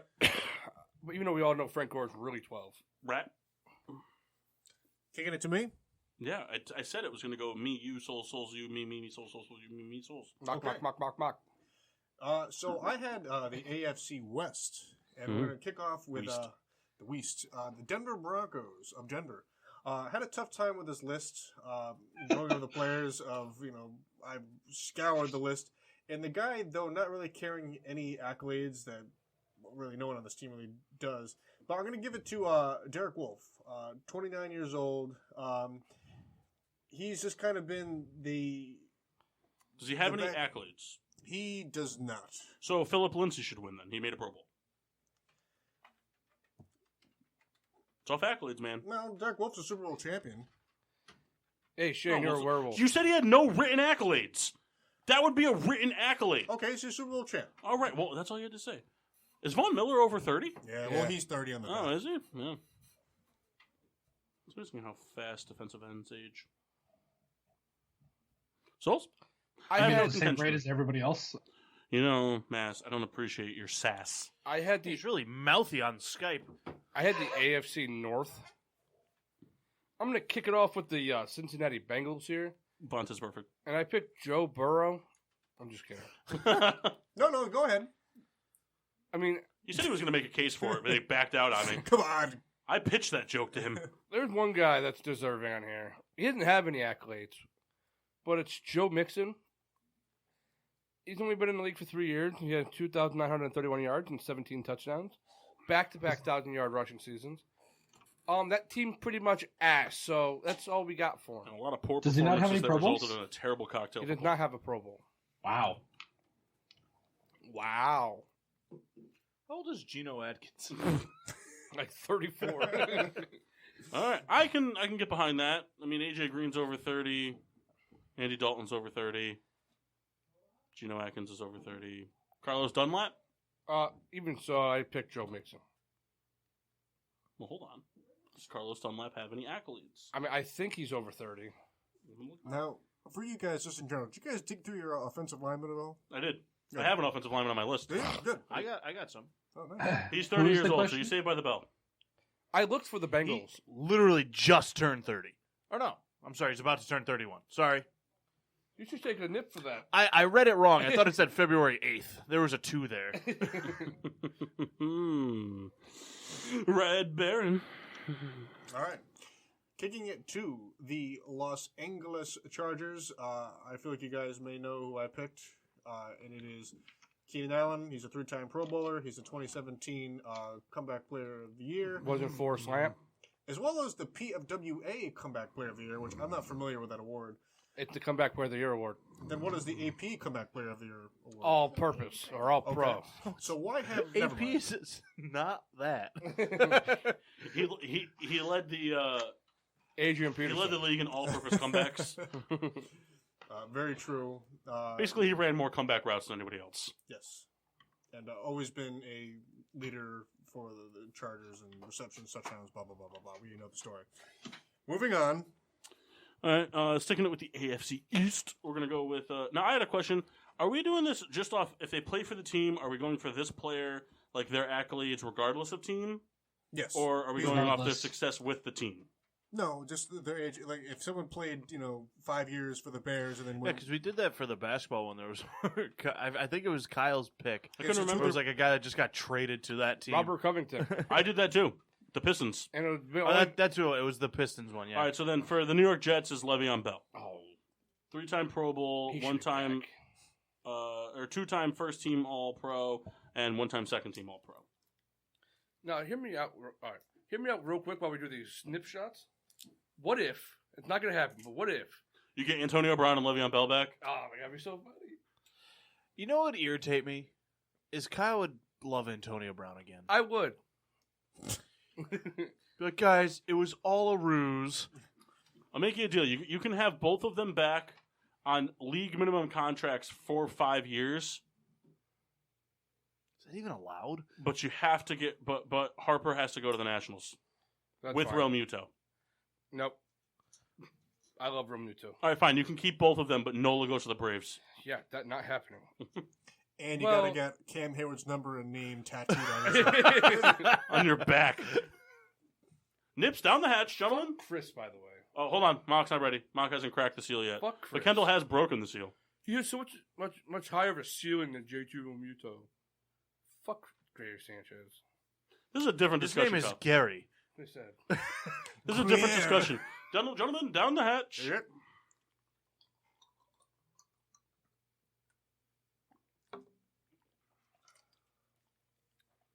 Tasty. They call these 99 because you're supposed to be able to drink 99 of them, right? That's what I heard. That was thick. Bottle flip. Damn. But- All right. Kind of delicious. Did you like it? Did you like that one? Yeah, it was just thick. Yeah, the root beer one was pretty much molasses. Red Baron? Continuing with the AFC West. Yeah. The Chiefs of Kansas City, Patrick Mahomes, 2-time Pro Bowler, 1-time All-Pro, 1-time Super Bowl champion, 1-time Super Bowl MVP, 1-time MVP, 2018 Offensive Player of the Year, and he's also a Burt Bill Award winner. Madden cover. Man of cover, yeah, it's just, he's got a lot of accolades. Now, I have a Knows. quick question about that. Yes. So, which train are we riding? Because I've seen two arguments. It's very popular on Reddit, or it was a little while ago. Which train are we riding here as sports fans? Is it that the Madden curse did so much damage to Antonio Brown that it took a year off from Patrick Mahomes? Or is the Drake curse more powerful than the Madden curse? Because Drake was wearing a 49ers jacket. So, did the Madden curse just take a year off, or is the Drake curse just more severe? Well, Madden took a year off because Drake was on the sidelines for the entire I would say Raptors for the thing. They still Raptors won. thing. So they kind of like debunked the Drake thing. So, But he never wore a Raptors jersey. Yeah, he doesn't ever wear Raptor stuff, though. and the thing is, And he knows. He goes to Raptors games. I think he's that's a good. Toronto fan. He happens to find a way to go on other teams' stuff. So I think Drake is, people holding on to that. Although Plus- the Madden curse hit Brown pretty hard. Very Plus, the other thing, too, is I think that, well, it all went back from the Frostbite technology. That's where it all started, at the feet. But the other thing, too, is Drake wears a lot of, other team stuff as, fashion things. Right. Nothing, his team stuff has... But the Raptors were pretty bad for a while. Because it was funny how much he acknowledged that during their playoff run. Yeah, that's why he didn't wear anything. That's right. I just thought it was funny. He was like, "No, I'm not wearing that shit." All right, so on to Kyle. Yep. Super duper Kyle. I got the that's right. I got the Cleveland Browns, and I got Odell Beckham Jr. He is a 3-time Pro Bowler. 2014 Offensive Rookie of the Year. That's really about it. He had 6,511 yards and 48 touchdowns so far in his career, And the greatest in-game regular season catch we've ever seen. and a Madden cover. And a loss. Hmm? That catch was in a loss. As are a lot of great Giant things. It was so funny. Kyle and I were watching, and it would have been so perfect. Kyle and I were watching, it was, Yep. remember this, Kyle? We were watching, it was like greatest plays of the decade or something like Yep. that. And it was like, what, 30 of them or something like that? This one's the top 5. No, but it was like 30 overall, right? And then we got down to the top 5, and the fifth one was Tebow. against the Steelers. And we were sitting there saying, like, oh, man, we're really glad, like, Mock and Jeff aren't here because they would really be roasting Kyle. And then we're like, even Kendall, because Kendall would chime in with the laughter just to pick on Kyle because he's a rat. And then, sure enough, number 4, Deshaun Jackson punt return. Yeah. Number 3, Marshawn Lynch run. Number 2 was the Stephon Diggs walk-off touchdown. And then number 1 was Malcolm Butler's interception against the Seahawks. So Kyle was like, I would have gotten so much retribution so quick. For the record, You would have laughed at him. And don't you dare say you wouldn't have. You're a dirty fucking rat, and you do anything that Jeff says, you're a Jeff follower. Everyone knows it. You wear maroon pants when you're not around us. Maroon pants? Because that's what Jeff wears. You wear the maroon pants and you have a cowboy boot pair in your trunk, you little Nas X loving motherfucker. I have 7 pairs of shorts. That's all I have. The Tebow play, it was just so funny. Like, the whole... Get out of my house. Kyle throws us out of his house. His dad stormed off to bed, like, right before the fourth quarter. And yeah, Kyle made all of us, including Kendall, a fellow grieving Steelers fan, leave his house. But Kendall's not really a grieving Steelers fan. No, I know. He's just a Jerome Bettis fan. So the thing is... That's why he likes the Steelers fan. Rams so much. Anyway, we got to get this 30 for 30 thing done. I do like the So Rams. Souls, you went Odell Beckham? Yeah. All right, so why don't you finish out the Wheats there, dick fuck? From the Oakland Raiders of Las Vegas, the Derek That Carr. threw me off. Derek Carr, 3-time Pro Bowler. And also, this is a fun stat I looked up. For touchdown to interception ratio, Derek Carr is number 8th best all time. What's Derek Carr's accolades, though? He's a 3-time Pro Bowler. Best Is he a three-time Pro all Bowler? time? How could that be? Yes. Like This is- percentage? He's had 3. It's just percentage. Touchdown to interception ratio, 8th best all time. I'd like to make the case that Josh Jacobs should be the nominee for this one. I'd like to contest. What are his accolades? I mean, he's only got 1 Pro Bowl, but he's also been Rookie of the Year. So he's actually won like an individual. Well, he should have been Rookie of the Year. He didn't actually win it. Oh, he didn't win it. He didn't win it. Oh, that's Kyler right. Yeah, Murray I had won that it. big gripe about it. Sorry, my bad. All right, so then we'll give it to fucking. If he did win, I would give it a 10. He we'll give should it have to- won it. We'll give it to the guy that wears eyeliner. He does, though. It's fucking He weird. does. All right, so continuing on with the AFC East, we're going to move on to the Miami Dolphins of Dayton. Xavier Howard, 1-time Pro Bowl, 1-time All-Second Team. Pretty rough. Way to go, Miami. Well, it's just like there's a lot of I think there's actually a lot of really like promising talent on that team. How old is Devonta Parker? He's got a couple of Pro Bowls, doesn't he? No. I thought he didn't go this year. No. No, this was his breakout year. I thought he went like replacing somebody. But that doesn't count as a Pro Bowl nod. Oh, it doesn't? Nope. Oh, I didn't know that. Yeah. It's just like this year. Like Devin Booker is not. This doesn't count towards Devin Booker's All-Star game appearances. He's still never been an All-Star. Damian Lillard still gets the All-Star game, not because it's who's been voted in. That's why we said like this year so Patrick Mahomes was a Pro Bowler. The guy that replaced him, which I don't remember who it was it Tannehill? Tannehill, huh?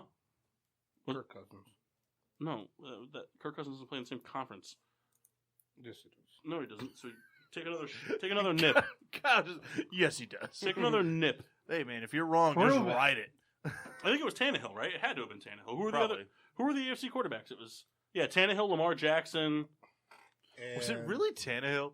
Yeah. Tannehill was there. It Lamar is. Jackson and God, I can't remember. I'm trying to think. Oh, Deshaun Watson. Yep. So it was Tannehill. It was definitely Tannehill was the replacement. So Tannehill's not a Pro Bowler. Did Brady turn it down? No, Brady didn't get elected. He didn't get elected. He had a terrible year. Yeah, he had a bad year this year. But even still, I mean, Tannehill still had more votes than Yeah. He had more votes. Yeah, because you of all people. The thing was, is though, like the years where Brady wasn't maybe top 5 statistically, the Patriots were still going 14-2. Yeah. They didn't do that this year, so like there was much more emphasis on Brady's lack of numbers. Hey, listen, I'm all for Tannehill getting in over Brady. So, hold on real quick. You said Lamar Jackson and Mahomes. Who did you say the third one was besides Tannehill? Watson. Yeah, I don't know who you said. Kendall, I gotta tell you, I'm really glad that you brought this beer selection though in because it's a lot of removable labels for the book. Oh, well. I'm a fan of that. All right, who's up? And actually, real quick, I'd like to where'd it go? I'm pretty sure it's. Oh, never mind. I'll do it at the end. Sorry, Kendall, you're up with your South. The AFC South. Starting with the Colts. My 30 under 30 was Darius Leonard. God, T.Y. Hilton's 32? Yeah. Fuck, man. He's a one-time Pro Bowler, one-time All-Pro, 2018 All-Pro Defensive Rookie of the Year. Jacoby Brissett's Super Bowl champion. That is true. That is true. But just in the quick 2 years that Darius Leonard's been in the league, he's made a real case for himself. Now, I did have kind of a toss-up. Quentin Nelson, he shares the same kind of accolades as being a Pro Bowler and an All-Pro, but the Defensive Rookie of the Year kind of put him over the edge for. So. Remind me at the end, like in the third hour, I have something I want to talk about. Just remind me, I had something to tell you that would make you really mad. Okay. Just remind me that. I'll remember what it was. I'll trigger it. Kyle, why don't you finish out the North? So we've got the Baltimore Ravens, which is Lamar Jackson, one-time Pro Bowl, one-time All-Pro, one-time MVP. No, not finish it out. Sorry, you still have the Steelers. Go ahead. You want me to do both? No. I can do both. No, just do the Ravens. He had over 1,000 yards rushing this year, 43 total touchdowns between rushing and throwing. And broke what many perceived to be an unbreakable record, which was Michael Vick's rushing by a quarterback in the season. Yeah. Back to you. Kyle, just say he's the best quarterback in the division. That ain't true. He is the best quarterback in the division, Kyle. I don't think so. He's Ben's not the best quarterback in the division anymore. He will be. He's not. He will be next year. He's not. Continuing in the AFC South, I picked Yannick Ngakoue for the Jaguars. I'm sorry, what? Bless you. Yannick Ngakoue, I believe is how you pronounce it. I hope. Yannick, Nick. How old is Nick Foles? Wakanda forever. Jesus Christ. All right. Speaking of Wakanda, though, anybody else catch the dunk contest? Chadwick Boseman was pissed off when they said, and Black Panther star. He was just like, fuck, this still is going to follow me? And it's like, bro, you agreed to be in the Marvel Universe. Like, you're fucked for life. You think anybody's looking at fucking Robert Downey Jr. and being like, oh my god, that's Sherlock Holmes. Oh my god, that guy was a black guy in Tropic Thunder. No, everyone's looking at him like, that's Tony Stark. No one's looking at Chris Evans being like, wow, the Human Torch. Well, that movie was terrible. Yeah, I was about to say nobody should be. Let me tell you something. You know why that movie wasn't terrible? Because 14-year-old Paul really enjoyed Jessica Alba. Yeah. Well, I tell you what. Your age now, Paul, can still Google her. But you know what's funny? Nah, Jessica Alba. I've lost a lot of appeal for Jessica Alba's gone down as I've gotten older. Kyle and I were actually talking about this recently. We're talking about like Marvel people. Jessica Alba's really she's kind of like gone down. Was it once Scarlett Johansson came on? No, because she just kind of was like, "Hey, My you all are doesn't irrelevant." really think she's that attractive. Who? Jessica Alba probably No, was hold like on. top. ScarJo. Who? Yeah, which one's he talking about? ScarJo. Fucking hang up on him. Yeah. Hang up. Mash, you're fired. I'm glad I'm not the only one this time. I'd like to hear his Here, defense. let's round this out with let's figure out what Mass is all about here. Mass, Yeah. I'm gonna text you right now, okay? Because I don't want to say it on the air. I want to get your answer first before I start getting anybody specifically in a ruse. I Okay. almost texted the person I didn't want to get in a ruse. It was me. Nope, I almost texted somebody I'm supposed to be ordering booze for. This would have been God. For me? All right. Cheap fuck. I'm gonna text you a name. I want to see what your score is. Scale of 1 to 10 on just absolute like sex appeal. It's going to be a photo of Kyle in the shower. No, I have that photo of him on the toilet from Pittsburgh, though. The one without a shirt on. But so give me 1 through 10, and then I'll reveal it. And this is going to determine whether or not you're allowed on the show anymore by one specific person. I'm not allowed on the show anymore because I know what my answer is, and I know it's going to get me kicked off. What's the answer? 6 or a 7. Demi Lovato. Dude, you're fired.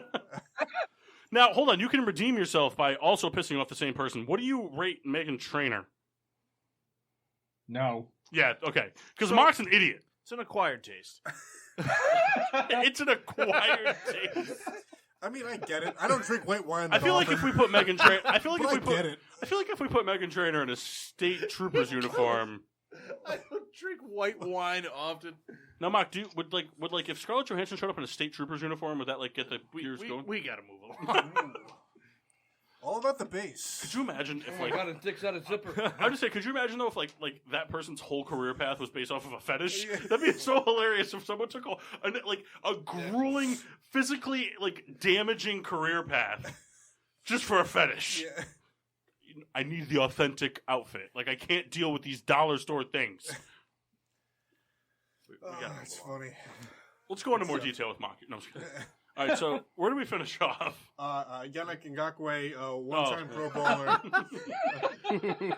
That's about it. Jaguars don't Isn't have it a lot. amazing we went from Wakanda Forever to Meghan Trainor in a cop uniform? Listen, that's Getting what- sports with drunk, baby. That's what- Getting sports with drunk, but also anytime you've ever spent more than 20 minutes on YouTube. Right. Or 20 minutes with us. This is why we need a That's second what getting podcast. sports with drunk is, Kyle. Us. You should see us in a car. Yeah. It gets pretty rough. And very dirty. It gets creative. I like that. It gets creative. You don't die from All right, saying so tunnel. back to me for my last AFC East guy. Yep. Do you have an We're going to round it out with the New England Patriots. of Anaheim. Any guesses? Stephon Gilmore. Bingo. Stephon Gilmore, in his tenure, is a Super Bowl champion, a 3-time Pro Bowler, 2-time first-team All-Pro, a Defensive Player of the Year, and a 2019 interceptions leader. Also, asterisk, a member of the Bills Having Success Elsewhere crew. How He's old is pretty he good now? for the Bills, though. I think he's 28. 28. He played, I think he played 2 or 3 years. He played 3 years with the Bills, and then had to be, what, 2 years? I think it was 4 because of the rookie contract. Apparently Usually, 29 The years Patriots won the old. Super Bowl last year? yeah. So then, yeah, it was 4 and 2. Yeah, they won it last year when the He Rams spent, decided to lay an egg. 2012 through 2016 with the Yeah, Bills. 4 and 2. He played out his rookie deal, and the Bills cut him. He might be like They traded him, I thought. Or traded him, yeah.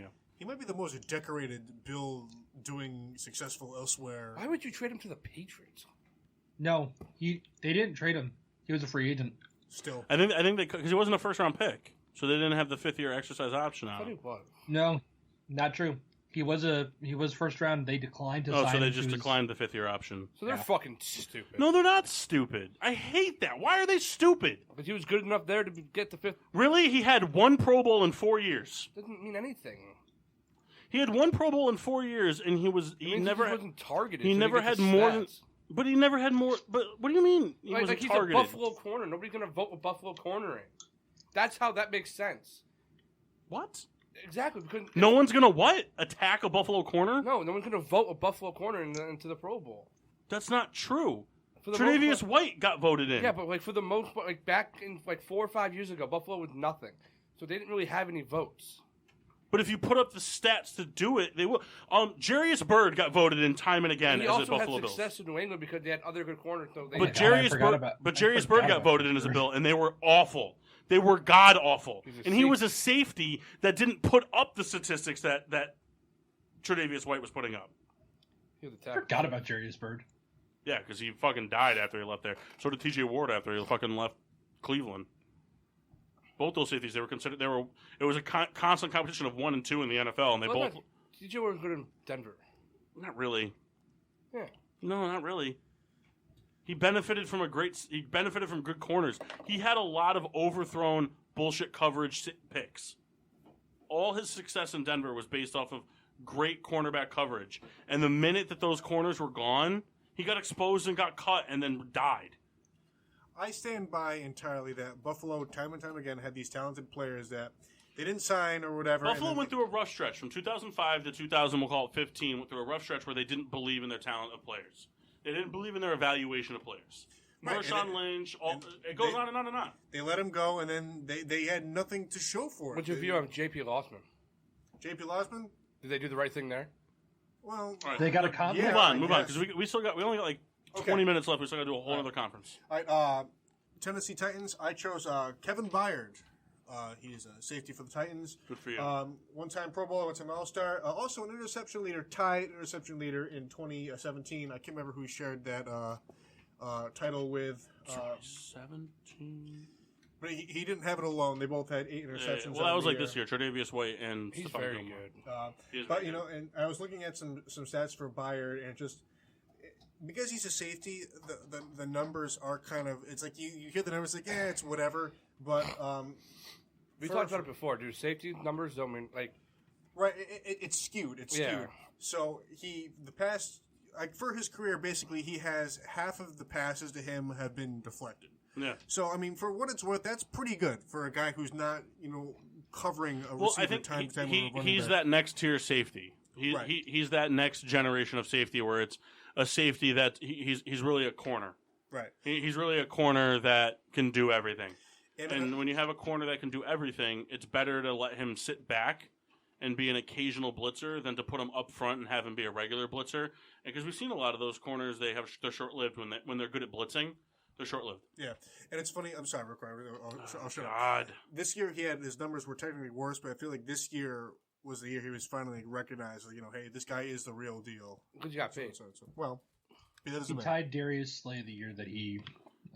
He was the highest paid safety in the NFL for like a hot minute. Yep. Chicago's really fucking people over this decade, this past decade. Oh, Aaron Donald and Kevin Byard, they're going to be the highest paid? We'll take care of that. We don't want to make sure our quarterbacks are any good, but we're going to make sure we got some high paid. All right, Souls, go ahead. Steelers, tell us why it's TJ Watt. All right. In 3 seasons, he's a 2-time Pro Bowler, 1-time All-Pro, and his career stats are... No career stats. All accolades, man. What it is. That's not an accolade. No, he's a 2-time Pro Bowler and 1-time All-Pro. That's it. I'm saying I don't want to know what his sacks are. We got to move along. Is what I'm saying. I don't know how many sacks he has.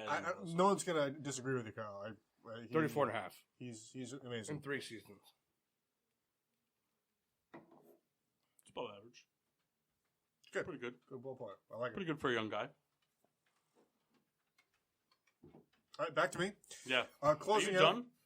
Yeah, this will be it for me. AFC South, Houston Texans, DeAndre Hopkins, 4-time Pro Bowler, 3-time All-Pro, led in touchdowns in 2017. Can't help but notice that you did not say Carlos Hyde. He's also overrated. Which one? Carlos Hyde. I was waiting to see Kyle perk up. I'm kidding. You know what's a bummer though? If I could have been J.G. Watt because of the age restrictions, because it's insane how much he has under his belt. But Plus, he cried at his wedding yesterday. All right, so let's move on to the NFC. So, bummer. Could have kept him the toast mock NFC East, Mass, South, and West. Paul North, right? I didn't have the South. No. I have the South You had South and East. I only gave Mass one. Yes. Oh, that's right, because I knew Mass wouldn't do any homework. And Wow. No, I'm just kidding. I gave you one. He's not 'cause wrong there. I wasn't sure if you were going to be here, so it was Fuck yourself, easier. Kyle. It was Yeah. easier to cover one division if you weren't going to be here. And I gave Kyle one because at the time he was going to be closing for like 40 nights. So he was really a Noah's Ark situation. So we're going to do the same situation. So Mass, you're going to go first to mock, to Paul, back to mock, and snake order.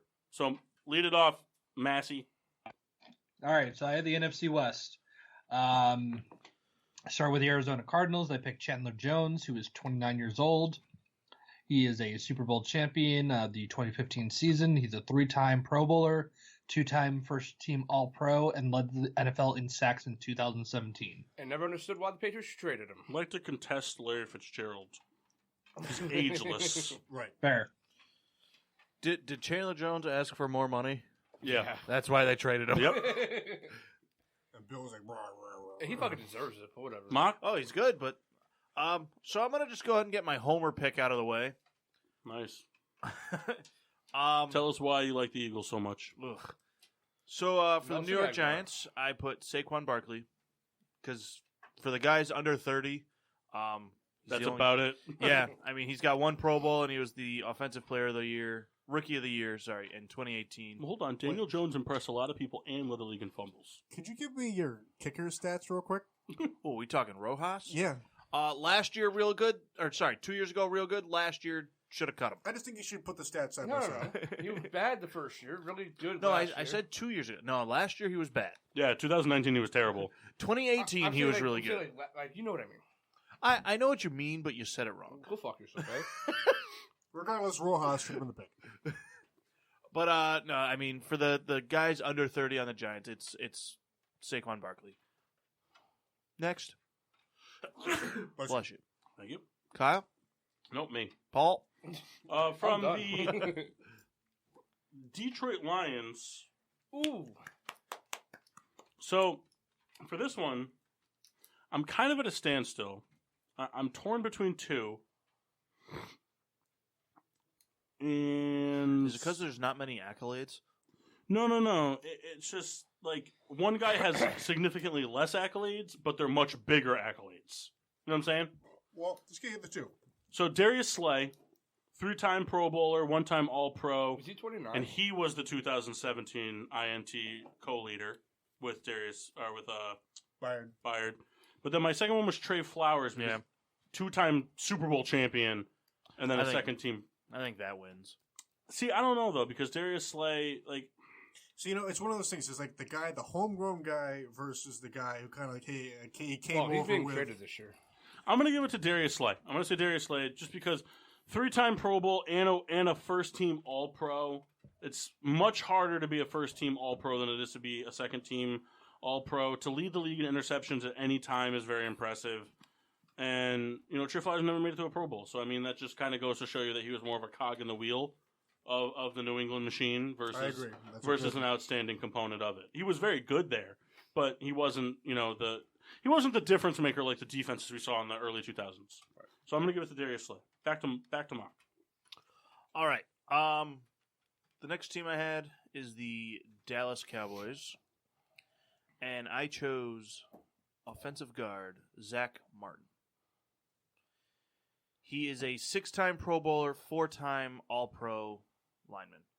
I mean, this guy, from the time he came into the league, he was like immediately one of the best offensive guards in the NFL. It was just like a absolute replacement of Doug Free. Yeah. He's a good ball player. Yeah. I agree wholeheartedly. I'm just curious for the haters out there, what are Ezekiel Elliott's stats to this point, or if you have a right now? Well, we were going off accolades. I know. Well, I mean, Rookie of the year in a Pro Bowl, right? does he have a rushing title or no?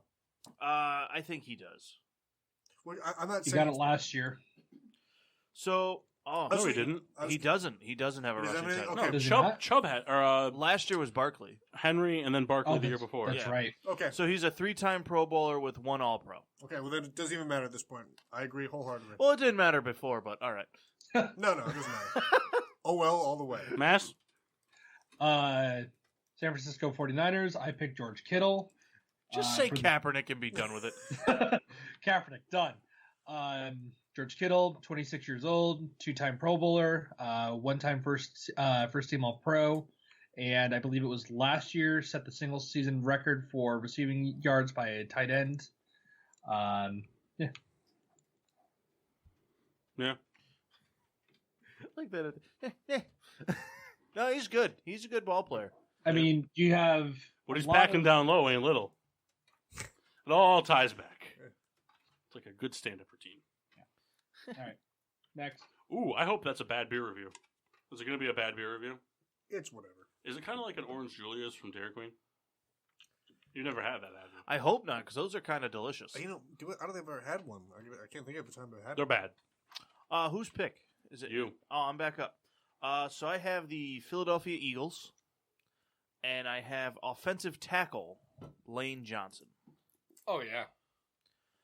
3-time Pro Bowler, 1-time All-Pro, 1-time Super Bowl champion. Doesn't get hurt that much.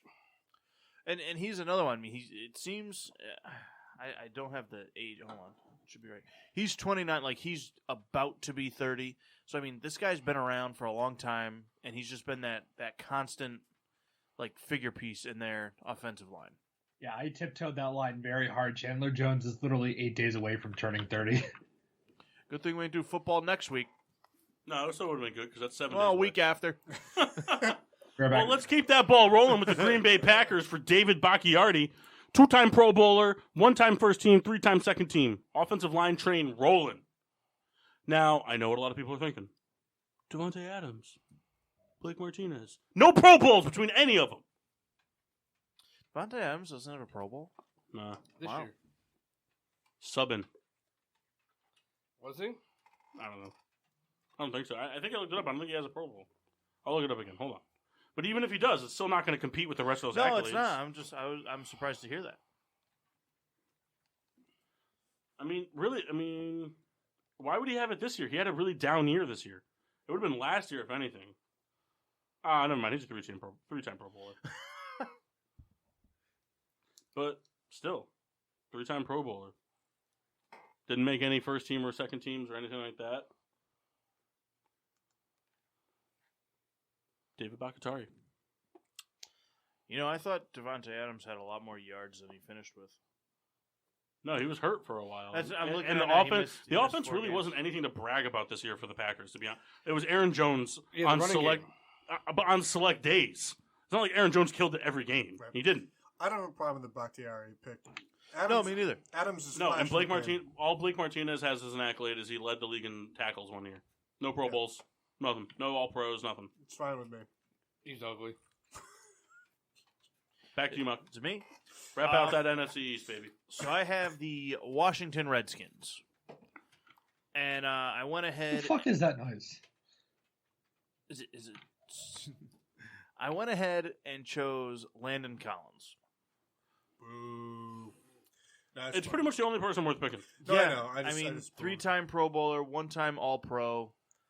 Was super bummed when the Giants got rid of him, but great player. I mean, on a team that's bad. Yeah. Good pick. Good pick. Mass. Seattle Seahawks. Bobby Wagner. Yep. 29 years old. You don't have- Super Bowl you don't champion. You don't have to explain. We know. Well, hold on. How old's Russell Wilson? 50. I think he just teetered over 30. Give me a second. You want to know a fun fact? He's 31. You want to know a fun fact, though, about Russell Wilson? What? Saw this the other day.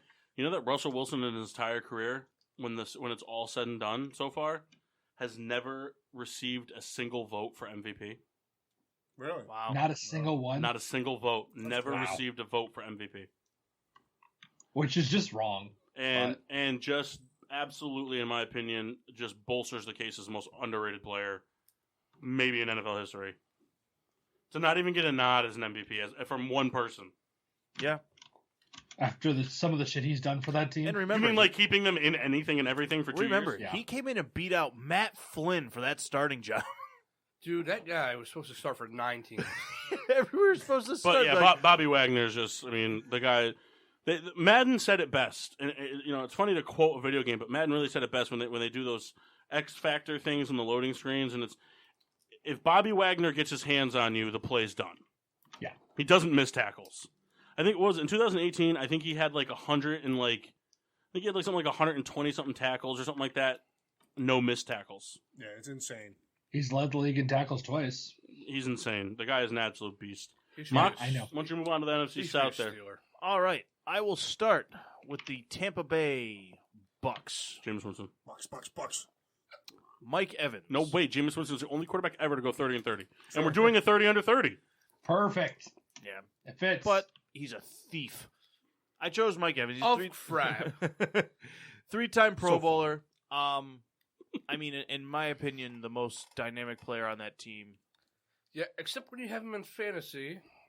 It's not his fault. I know, but you know how frustrating to see the guy get 55 points, then 0? Kyle, you know how frustrating it is to watch him drop 55 against you and then the next week put up 0? Well, your defense sucks.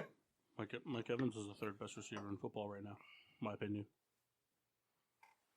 Behind. DeAndre Hopkins at 2 and Julio Jones at 1. Antonio Brown at 1. Kyle, I hate you so much. Only when he's back. You knew in he was going to Pittsburgh. say it. No. If he was playing, maybe.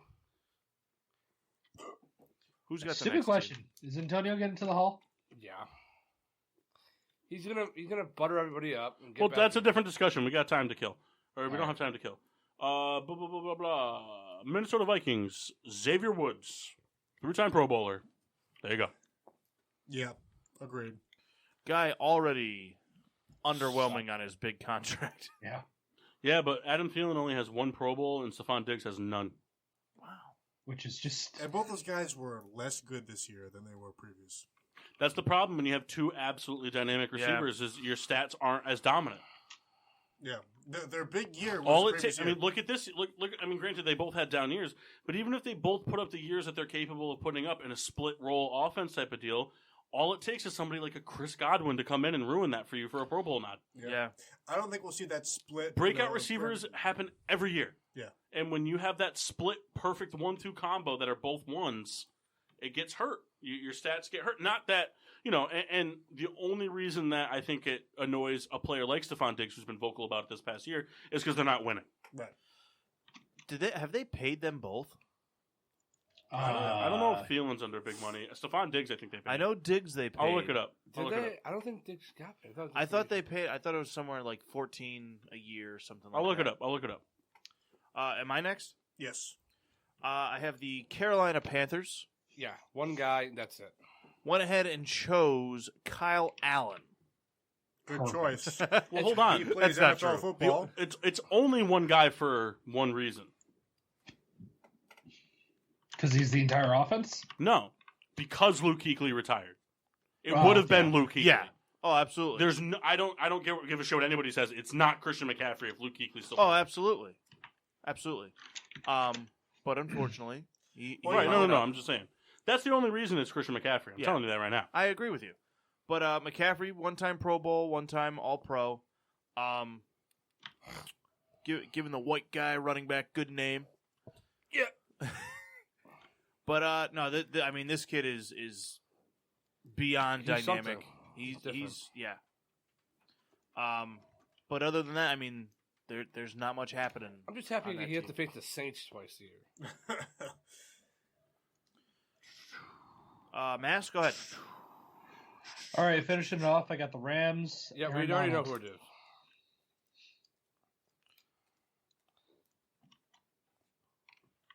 Mass. Master of your Ram. Kyle said he already knew who it was. It's Aaron Donald. Okay. And he's right. Moving on. Stats speak for themselves. Yeah, the guy has a lot of awards. The guy is amazing. Kyle said he knew it. I'm just going to let it roll. But am I wrong, Mass? Listen, the guy is a Who sack cares if I leader. have your notes? the guy, bless you. The guy is in bless you in a Pizza Hut commercial. Bless you. I mean, that's all you need to know. Yeah, he's very good. Anyway, Paul. No, you're next. Oh, okay. So this team was quite difficult. Is this your last one? Now I got 2. All right. Yeah, that's right. I'll finish. The Atlanta Falcons. Like Julio just turned 30, didn't he? Yeah. I think he's 31. so Mohamed Sanu is fair game. So, well, not a He's a Falcon. Patriot.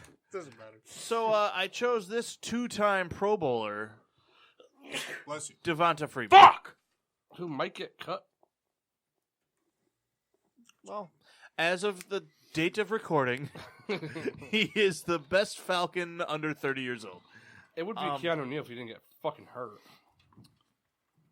But, yeah, Freeman, I mean, 2-time Pro Bowler.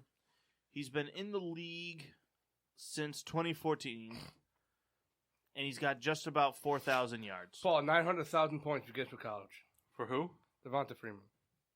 Auburn. No. Oh, my God. It's He went to Miami Central. No, he didn't. Oh, no, that's a high school. It's also Florida State. Oh, yeah. So you didn't get any points either because you didn't know it. Yeah, I'll take a shot. It's okay. That's not what I said. Paul, for you have sure. one more team?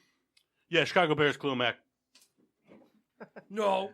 Honestly, though, I did 8 teams. Of the 8 teams, this was the only one where there were multiple people that were like in a discussion for it, but because it's Khalil Mack, there Yeah. isn't. But like Eddie Jackson deserves a nod. You're right. Kyle Fuller deserves a nod. I mean, there's a lot of people on this list that deserve a nod. I mean, Allen Robinson. I mean, a lot of these guys were good, are very good. But Khalil Mack is a 5-time Pro Bowler, 3-time first-team All-Pro, and Defensive Player of the Year, and the only player in NFL history to make the Pro Bowl at 2 different positions in the same year. Now, is he still the only player to do that? Because I thought someone did that last year. I know McCaffrey he was supposed to make it as both a receiver and a running back. I don't think he did. No. I thought there He's was not a another receiver. I thought there was another defensive guy that went for 2 positions. Because I know Mack was the first one. I thought there was a guy last year that did it. We'll look it up. Let's Maybe see. for like kick returner. No. I thought there was a defensive guy Like that was linebacker like GM. or something like that. Yeah. Shaq Barrett. I could be wrong, but I thought that there was.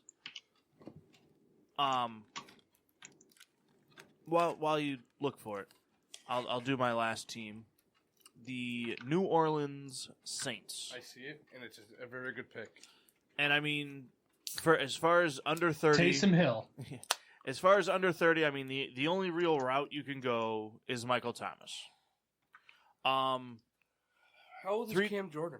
3-time Pro Bowl. He's been in the league a long time. It has. 3-time Pro Bowler, 2-time All-Pro, and even though I don't think he should have won it this year, he was the Offensive Player of the Year in 2019.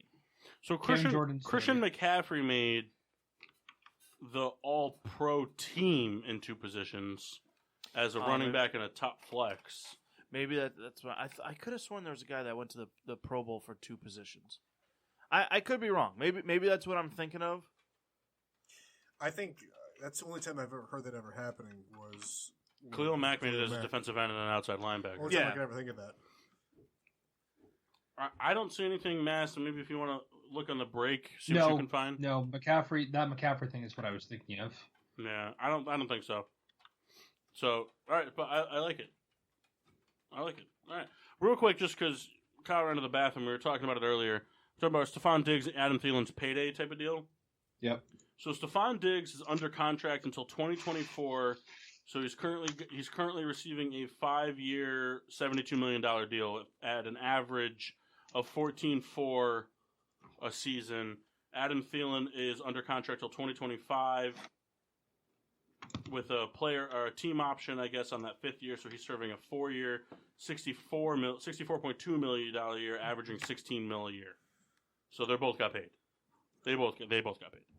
So do we count like a player that went to a Pro Bowl as a receiver and a kick returner? Why? Who did that? Deshaun Jackson.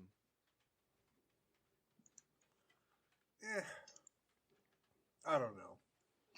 I don't think so. Because Just it because popped up. the only reason I say no is because the NFL, the NFL specifically came out and said that Khalil Mack was the first one to do it. I think it was because it. So I guess it's like 2 different positions, like on the 2 different skill positions. No, I got you. Or something. I don't know how they. And the thing is, until the very end of Devin Hester's career, he was still sort of playing like everything. He wasn't going to be a Pro Bowl receiver. Well, but I mean, he was still like it kind of tiered up this way. So he was a kick returner, punt returner, defense, like a defensive back. Then it was kind of like the defensive back kind of faded away, receiver, but still, it was kind of an odd career. Real quick before we go off the air, I'd like to do a quick round robin, and then we're going to immediately exit out. You can pick anybody you want. Obviously, there'll be the same answer for a couple people in this room for a certain. Who's your least favorite NFC and AFC player currently on the rosters they're on, not counting free agency. So if they're free agents, the roster they were on to end the year. Who's your least favorite AFC, your least favorite NFC player? Mass, we'll start with you. AFC, go. Can I start NFC and then think about my AFC? Sure. I fucking hate Garoppolo. Okay, NFC, Kendall. NFC? Yeah. I guess I'm gonna go with Riveting. Sorry, I didn't think about it. So all you think, my NFC is Zeke Elliott. All right. Souls? Dak Prescott. Kendall, you ready? Aaron Rodgers. Oh, I didn't see Kyle going that way. I didn't see that coming. oh. He hates Dak Prescott because of Eddie. I mean, I know, I guessed that, but For the same reason he hates the Giants, because of you. Oh, Aaron Rodgers. Sorry, I froze because I'm All right, an idiot. AFC, Souls? Lamar Jackson. Mock? but do you really hate Lamar Jackson? I still don't think he's that good. But compared to like any other player in the AFC, All right. The only other player that's even close is Baker Mayfield. Mock? Brady? yeah. Kendall? Brady. Vontae's perfect. Over Brady?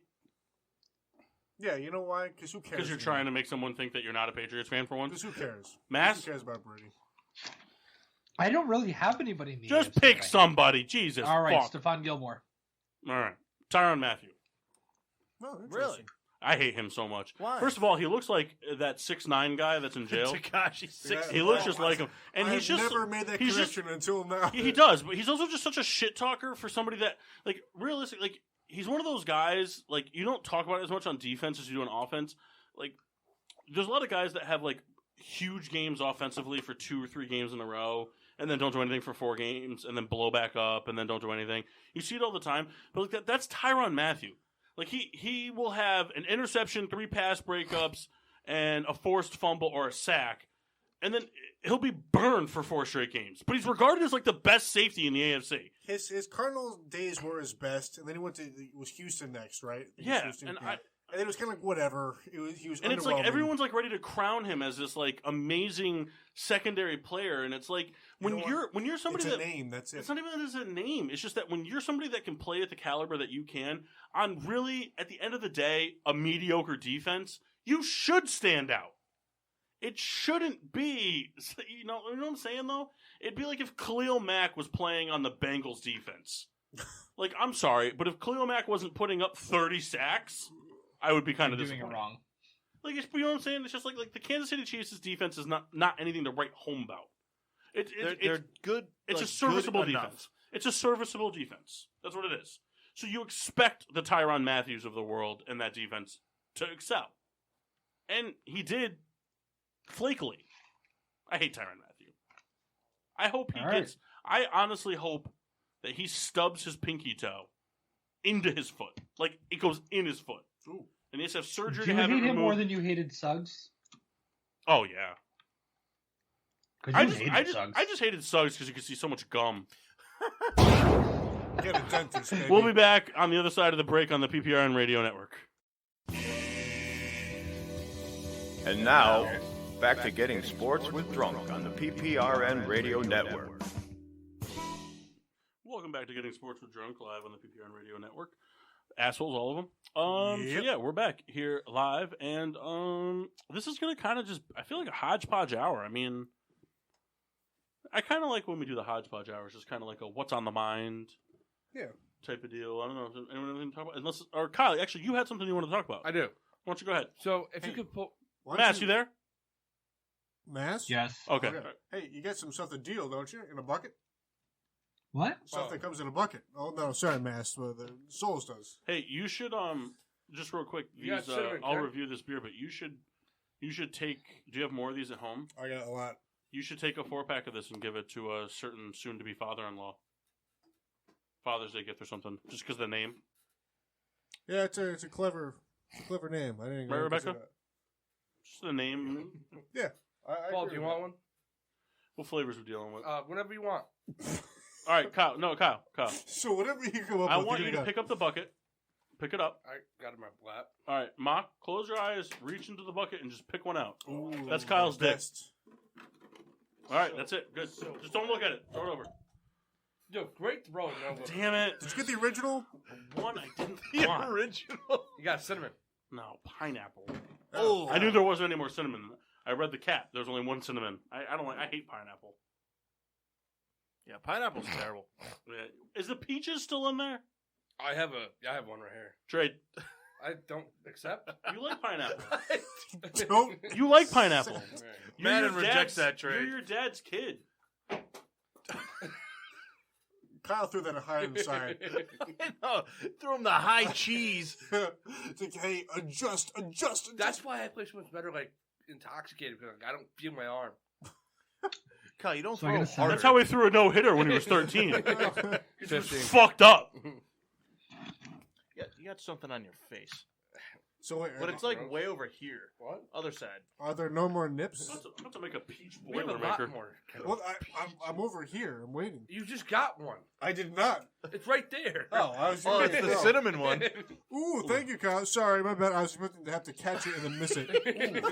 This smells good. Ready? This just smells like peach tree. Mark, you can do one? Nah, I don't want one. No, on, I'm not dude. trying to drive home. Mazel tov. From where? Here. From Kyle's house. Oh, come on. Listen, we all don't get personal chauffeurs every week. No, Mark might be driving home from here. Hire one. Send him on. Sorry, I was slow. I don't think we've ever seen Kyle shake his head so much. Pineapple's rough. Yup. You should have just put it back in the bucket and picked a different one. No, I didn't. Wow. All right. So I'm doing with the nips tonight. But I did want to talk about kind of if you can pull up. I think with ESPN maybe MLB like predictions for this year for the standings. I have a lot to gripe with them. Give me a minute, all right? What? I didn't mean to like negative. Just give me a minute. Oh. You know, I was kind of thinking about this. We're just gonna vamp for a minute here. What do you guys think about like week to week? We just go through an old NFL draft and look at the biggest swing and misses. That'd be fun. Could do that for multiple drafts. Mostly because I was looking at one today, trying to figure out like when Winston was drafted. He wasn't a swing and miss, though. No. Let me finish. Oh, okay. It was a real bummer to see the Giants draft Eric Flowers right before Todd Gurley. So that's just a real shitty thing. But Eric Flowers is doing pretty well in Washington. That's not true. It is. That's not. He was still bad. MLB He standings. really wasn't, though. I don't usually agree with Kyle unless he's right, but he's right in this case. He was not bad in Washington. He was actually Usually agree with starting Kyle to and draft. Like, checks out. They were saying like he actually played pretty well last year. He would always show these quick little flash, but he's terrible. So here's the Paul. thing. We can never do this with MLB, Oh God, no. and we can't do it with NHL. But I would like to, on an occasion, I don't want to do it every week, but every so often I like Yeah. to sprinkle it in. But every once in a while, I'd like to sprinkle an NBA draft in there. And so, like, obviously, like, the 2020, week ahead of time, give standings. those who aren't basketball privy the year of the draft we're going to do so you can kind of do some research. Obviously, like, Mock lives by the motto, if I haven't heard of you, you're not good. It's true. It's not true. Have you heard of Firkin Kormaz? Kyle, he's not good. He's good once in a while. No. So the thing What is, kind of if I name is know that? your name, that means you're good. There's a couple of exceptions. Omar Sheik. No, he's the GOAT. But Oh, bad. but for the most part, if I know your name, that means you're worth knowing. Hey, All right. Paul. Hey, I appreciate you wearing that Zion shirt today. Hey, I wear this all the time. This shirt is Oh. very soft. I know. I want you to understand something. So for the longest time, I bought that for you. That was a late add-on to your Secret Santa gift. Because I had a Foot Locker gift card for $25 that was burning a hole in my wallet. I don't shop at Foot Locker. Too expensive. Hey, they sell Funko Pops from time to time. Just a heads up. Well, I wish I would have known that. I would have went to different Foot Lockers. But Well, no, anyway. so like for a while they actually had this was a couple years ago. They had Ray Rice. I think it was the bronze Michael Jordan like exclusive. Oh, really? They had a LeBron James one at one time. Every once in a while they throw out like these random Foot Locker exclusives. I didn't know that. But so anyway, so on the back of the gift card, it doesn't state other places you can use it. Ooh, Evelyn's? No, you can use it at Champs. They're owned by the same people. Didn't know that. So I went to a Champs, and they had the Zion Williamson's shirt. And they told me, oh, this was in Westfield, or Meriden. Yep. Oh, we don't have it, but the Milford Mall has it. Okay. So I work near Milford, so I go to the Milford Mall. Milford Mall does not have it. They tell me that the Trumbull Mall has it. Go to the Trumbull Mall. Trumbull Mall does not have it. They were all wrong. Oh, we don't have it, but the Buckland Hills Mall has it. So while I'm doing all my Classic Christmas mall shopping, game. I like to hit every mall while I'm Christmas shopping just because you find different shit. Let's go to the Buckland Hills Mall. No, we don't have it, but the Danbury Mall has it. Finally go to the Danbury Mall. All we have is a men's small And a youth medium. and a woman's triple X. Ooh. And I'm like, pretty sure that's still going to be a little tight. just because a woman's triple X is a lot different than a men's double X. Well, they're a Or swimming X. shirt. So, but then the guy ended up digging around. But I went to 5 malls to find that shirt, just because once it was in my head that I could possess a Zion Williamson shirt for you, I was like, I gotta have it. The guy doesn't really have any recent Pelicans merch. The only thing you have besides that is a Davis shirt, I right? have my Davis shirt. And he's a piece of shit. I hate him. He's a Packers fan, that bastard. He went to the Packers fucking playoff game, and the reasoning he gave was, well, Chicago didn't make the playoffs, so I'm going to support the Packers. So NBC Sports Chicago put a thing on about how Anthony Davis is in Chicago for All-Star Weekend, hometown kid. Wouldn't it be great to see him in the Bulls uniform? Literally everybody was just like, fuck him. And they were like, just let us dream. Dream about what? A traitor? I'd fucking rather have a Cub on my team. Or I'd rather have a White Sox on my... Like, people were just so like, fuck him. Actually, one guy even commented, I'd literally rather the Bears sign Aaron Rodgers than have Anthony Davis in the Bulls. And I was like, wow. I mean, I'm not that extreme, but pretty close. All right, Paul, Kyle. What? Hold on, sorry. Sorry. Mass is summoning me. You said to remind you in the third hour about something that would piss Kendall off, I think. Yeah, I knew Kendall wouldn't remember. And Well, I knew after- Mass would. I didn't get a chance to. You wouldn't have remembered. Well, I was going to say it to the end of the show, but that's fine. No, you wouldn't Do you want have. to save it to the end of the show? Thank you, Merlin. All right, whatever. Go ahead. Kyle, go ahead. So, somebody, or someone, or whoever the fuck this is, came out with their own projection for this season. The MLB 2020 season. And it kind of pissed me off. I see Kyle's first gripe. These are the folks at Roto Champ. Let's start off with the AL East. Kendall, go tell me, everybody. You don't have to say the record to tell me. Okay, so Roto Champ, this is a website that this is a bona fide sports website. They do just say. So all right, so the AL East projections for 2020. They have Good the New use York. of bona fide, by the way. I'm sorry. Good use Good of bona fide. Thank I you. agree. The New York Yankees are going to end the year with 162 record. Tampa Bay Rays as the second as 89-73. The Red Sox 85-77. The Blue Jays 76-86. And the Orioles rounding out the East 61-101. Quick thing: do not think the Yankees get 100 wins, in my opinion. But I do think the Blue Jays finish way better than the Red Sox this year. Kyle, Can I ask why you don't think they have 100 wins? I just personally think that their team is overhyped. For them to say that Gio Urshela is better than Miguel Andujar, there's something fucking wrong. Sorry. But again, I mean, they have back-to-back 100-win seasons, and they just added Garrett Cole. Yep. But I don't. What the Garrett Cole thing's what it, but I don't think the rest of the rotation's that good. You haven't seen Severino pitch in a while. Paxton's already hurt. Hap sucks. Tanako's a torn ligament away from being into Tommy John. You know what? Like all those injuries from last year, can they repeat it? I missed this. I'm sorry. I was looking at the journal. What's the hot take here? Or the No hot take. Not hot take, but we're just like, looking what's at the list. I just don't think the Yankees win 100 Oh, games. is this what we're talking about here? Yeah. Yeah. Oh, okay. So we have AL East. Yeah, I just don't think the Yankees win 100 games. So then, let me ask, where do you put them? 90-91. I agree with Kyle, but for different reasons. My only thing was I think if we're going back to a previous show, I think I'm correct. I do put my foot in my mouth about the Dodgers, given recent events, obviously. But I do think that the Yankees, they have just a hiccup at some point in the season, and I think the Rays take the division. I just see it for some reason. You did. I have the rankings up right here because I was the one who kept track of that. You did predict the Rays to win the division, and the Yankees. I just think the Rays do it, and I don't think either team wins 100. I think the Rays win like 95, and the Yankees win like 94. You know what I'm saying? It's gonna be really close. It's nothing, and I think the Yankees win in the wild card and go further. I think they go to at least the AL conference or the AL championship game. divisional championship game, whatever. Also, the I sophomore just see kills like people.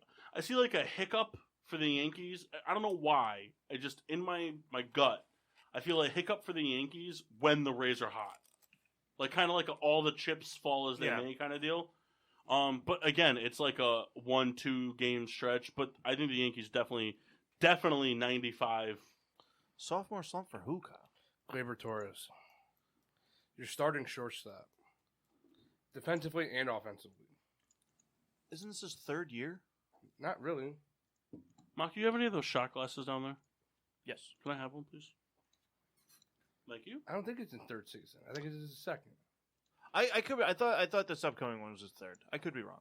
Unless he played briefly the year before. I thought he played most of the season the year before. I don't think so. I think he got traded, wasn't it? Because Chapman came back that year. No, that he came back after the Cubs won the World So Series. 2017 he came back. But I don't think Torres was up yet. I thought Torres Miguel came up. Andujar first debuted with the Yankees June 28th, 2017. All right, we're talking about Gleyber Torres. This is a test for Rebecca. So wait, you're telling me that you honestly think in your gut? I have a real hard time believing. I can't remember the player's name. Forget it. Confused. I was trying to make a joke, but I forgot the player's name I was going with. All right, AL Central. Let me search it. What is it, Kendall? For the AL Central, we Hold have on, no, I want to. You can still think about it. I'm just want to No, because once we move on from the AL East, Yankees CD card upper deck. Well, I looked it up. I thought that Torres came out like as soon as Didi got hurt. But I don't think so. He And might that- have. He might have. And that was the year before. I thought because then they brought him up. He might have. I'm taking like full. You're really trying to tell me this was more. All right, this joke's not funny now because it killed so much time, but it was more playing off of mass fucking up. You're really telling me that you expect Bernie Williams to have a sophomore slump? Now, can I tell you something? I have in my possession. Now, those that know me well, this crew included, I have a very extensive sports card collection. Very, very lucrative, a lot of very valuable cards. He does not have a Bernie Williams card. I do. Let me tell you something. You know what I have one Bernie Williams card. Can I tell you what it is? Rookie autograph? Is it him No. playing a guitar? It's Bernie Williams. It's a card that you could still do it today if you have it.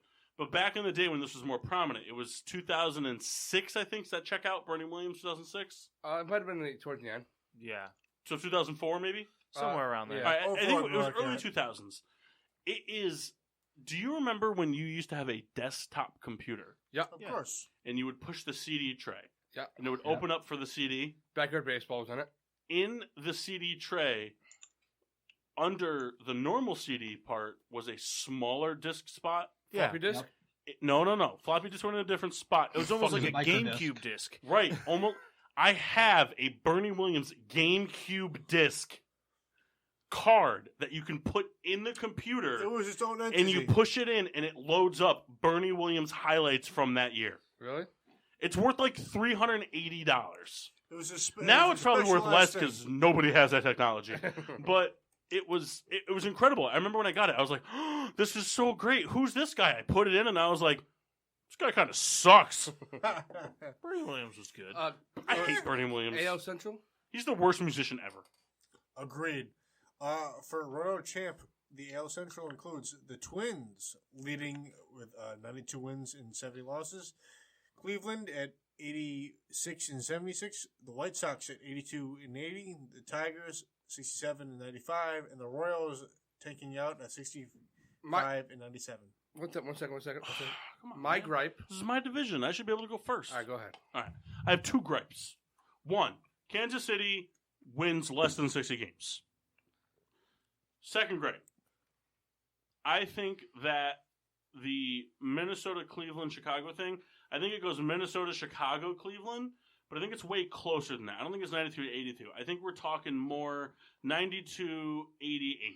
I think it's like 92, like 89, 88 in that order of Twins, White Sox, Indians. I think the Indians, I think I think that they. Sorry, a lot of 99 talking right now. Where's Francisco Lindor playing? Cleveland. Okay. Cleveland. I think Cleveland comes out to a real shitty start, picks it up a bit, but gets an offer they can't refuse on Lindor. And they manage, and with the rest of the pieces they have, they manage in a weak division, and honestly, in my opinion, a weaker conference. So I don't think the Red Sox are really going to be anybody to really be super scared of this year, especially now that they've lost a serviceable starting pitcher and an absolute all-star. And Plus 2 starting pitchers. Mhm. They lost Right, 2 yeah, starting yeah. pitchers. So, I mean, it's the Yankees and the Rays, and then when you go to AL West, you're talking Astros, Athletics, Dodgers, Angels. I mean, they can put up a fight, but you can still beat them. So I think the Indians can hold their own. But I see Francisco Lindor on the move during the season due to a rough first start. But I think it's much closer than a 10-game span. And I don't think the Royals win 60 games this year. I think they finish at 58 and whatever the rest of the math So, works out to. Kyle, you want to go? Oh yeah. Go ahead. You're wrong, but for a reason that you don't think you're wrong. The White Love Sox. to hear the answer to that. The White Sox will win that division, and I will tell you why. The Minnesota Twins have absolutely no fucking pitching. They lost pitching. They can't. Yeah, they have the home run bat, but that is easily beatable, and they strike out a ton. The Cleveland Indians lost Corey Kluber, and this happened the other day. Mike Clevenger's out for a significant amount of time. Where did Kluber go? Do you disagree with me though? Do you disagree with me that on a shaky start? I don't think the Indians make it to. No. I'm saying though, but on a shaky start, Lindor's on the move I think Lindor's going to move by the All-Star break regardless. Yeah, me too. to the White Sox, right? No. Come on. All right. Can So, you just say yes for me? Sure. But I personally think that the White Sox are the best team in that division on paper and talent-wise. So here's the thing. I'll disagree with you. The White Sox, in my opinion, are not the better team on paper. They're the better team on promise.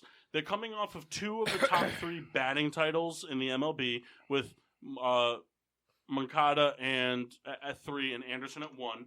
They're coming off of a career year from Giolito. They're coming off of a career year from McCann, who's now going to be servicing the backup role because they got Grandal.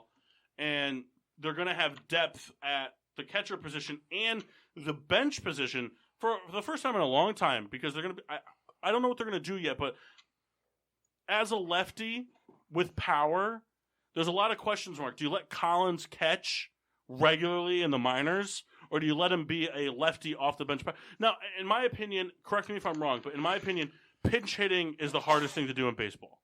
It's pretty terrible. I think pinch hitting is the hardest thing to do in baseball. There's no rhythm, there's no rhyme, especially when you're not a regular starter. Zach Collins is You either have it or you don't. Zach Collins is maybe going to get at most 8 starts this year, barring injury. But 8 starts this year just due to Probably won't be up. racked up fatigue. If he is up though, he's going to be a consistent pinch hitting lefty off the bench, which is a great thing to have, right?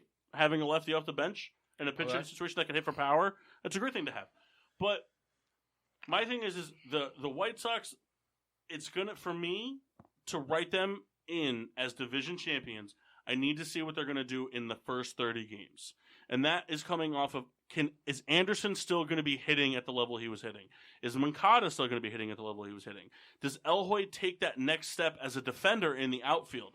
Because we know the bat's there. We've known that for a long time. You don't even need him to. But we do. We do need him. You do though. Can I explain why real quick? You do though because of. Let me get there. You have the question marks at the batting. You still have question marks at pitching. Is Giolito going to be that next level pitcher? What is Kopech going to come back as? Dylan Cease is going to be up. What are you going to get from Rodon when he's back? You have the potential to get a lot of awkward balls into the outfield. Elhoy needs to kind of be on his game a little bit. Now they have that center fielder. Is it Luis Robert? Right, that's going to, he's the next big thing at the center field position for them. Should be up. He should be up. May probably be up by, we'll call it June, because they don't have a whole lot to do with. I've read some reports that disagree with you. I'm not saying I disagree with you. I need to see, like I said, the first 30 games. I need to see that this White Sox team can bring some of what they had last year into this year. Because the only sure thing, in my opinion, the White Sox have moving into 2020 is Jose Abreu. You know what you're going to get out of Jose Abreu. Somebody that can hit for power, puts the ball in play when runners are on the bases, and drives in runs. But can people get on base for him to do that? Because Jose Abreu going up there with the bases loaded is a lot different of a batter than Jose going up there with just a man on first. Jose Abreu with a man on first is looking to put the ball in the gap and move him to third, even if it means getting him out on a risky run to second. But Jose Abreu with the bases empty is swinging for the fences. Can I rebuttal with you for a second? You may. That's All the right. point of this show. So the Chicago Mark, White what do you Sox. got?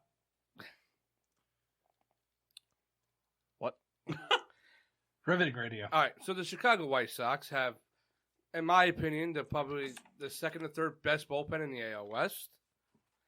AL Central. I gotta tell you, I really wish we still had David Robertson. We don't have Pat Neshek, though. So you signed Steve Cishek. Kelvin Herrera will be better this Are year. you going to admit it now on the show? You have him. He signed a minor league deal. You have Kelvin Herrera. You have Aaron Bummer. You have Chase He didn't. Fry. Kyle, he didn't. He did. You guys got to find it. I'm looking at it right now. MLB.com. Pat Neshek is a free agent. You have Evan Marshall, who pitched very well out of the pen. And your closer to be determined, but it's Alex Colome still. It should be fucking Kopech. I agree with you. It should be. But Colome is a good option, though. I think Kopech could, in his younger portion of his career, I think Kopech could come in as kind of like that, like 3-inning reliever. Because he still has the stuff right now. But I think as he starts to progress and starts to come into his own, I think Kopech needs to kind of adapt that Chapman mentality where it's like, hey, I can throw a buck too. Let me fucking blow it by him. I agree with you. Real quick, before we move on, I want to move on because we spent a lot of time on this. Because there's still a couple other things I want to get to. One more point I want to make. Huh? There's one more point I want to make. All right, hurry up. You have a Dallas Keuchel who will have a full spring training to get ready. I'm very excited to have him. And that is huge. I'm very excited to have him. This is the most exciting that White Sox players have been in a long time. I mean, honestly, if you really break it down, this is the most excited that White Sox fans have been since, we'll call it 06 spring training. I'm not going to lie to you. That'll probably be the second most team I watch this year. The reason I say the 06 spring training is because I don't think a lot of people in the 05 spring training had them pegged to be the team they were. In 06, people were like, oh, what are they going to be? But anyway, Kyle, real quick before we move on, I just want you to guess this. Kyle, 10,000 points. You get 3 guesses. Don't hesitate. Just start rattling them off because I want to move on. Who do you think is the next most searched for player after people have searched Pat Neshek? Because Google gives you those results. People also search for. So who do you think is the first person? Nick Vincent. Nope. I'll give you the hint. Description says teammate. Tommy Hunter. Bingo. You got 10,000 points. Good job for you guy. He signed a major league deal. I'm just letting you know. 10,000 points. You got 10,000 points. All right, let's move on. AL West. A lot. You see Mike Trout talking about the Astros? Yeah. Saying they should be punished. Everybody's talking about them right now. I want to talk about that at a different time because it's going to take too long. No, I know. But I agree. I think certain players should be punished. I understand they're carrying out orders, but you have the option to say no. What are they going to do? A lot of players are going to be punished by the other teams. I don't give a shit. Everyone does it. Move on. Did you see the over-under, though, on getting hit by pitches as an Astro player? Yeah, it's this insane. Year? 80.5. Guess what? People on base, they're going to win games. They think 80 people are going to get hit by a ball? Yeah, they think 80 I believe it. 80 The hits. teams are stupid as fuck. Yeah. Go ahead. All right, so we'll go on to the Hold on, AL West. We're doing the AL West. Okay. Is that what you wanted to say, Kyle? Yeah, I just can't see it. It says Astros winning 98-64, Angels 85-76, Athletics 84-78, Rangers 73-89, Mariners 67-95. My opinion is how the fuck are you going to put the Athletics below the Angels? I agree. The Athletics have a way better roster. They proved they can win with that team. They're just going to get better. They're young. They're pitching adequate. Angels still have no bullpen, no starting rotation. It is what it is. I also don't think a team in this division finishes with less than 70 wins. I think the Mariners not break out. I think the Mariners managed to win 70 games. I mean, the Mariners are not a terrible team. I mean, Mitch Haniger had a 142-game hitting streak. Talk about the show, guys. Doesn't matter where it is. I don't think the Astros win that division. I do for one reason. They brought in the right coach for this situation. But my thing is, and it's not even going to be that they play poorly. I think it's just going to be all season long.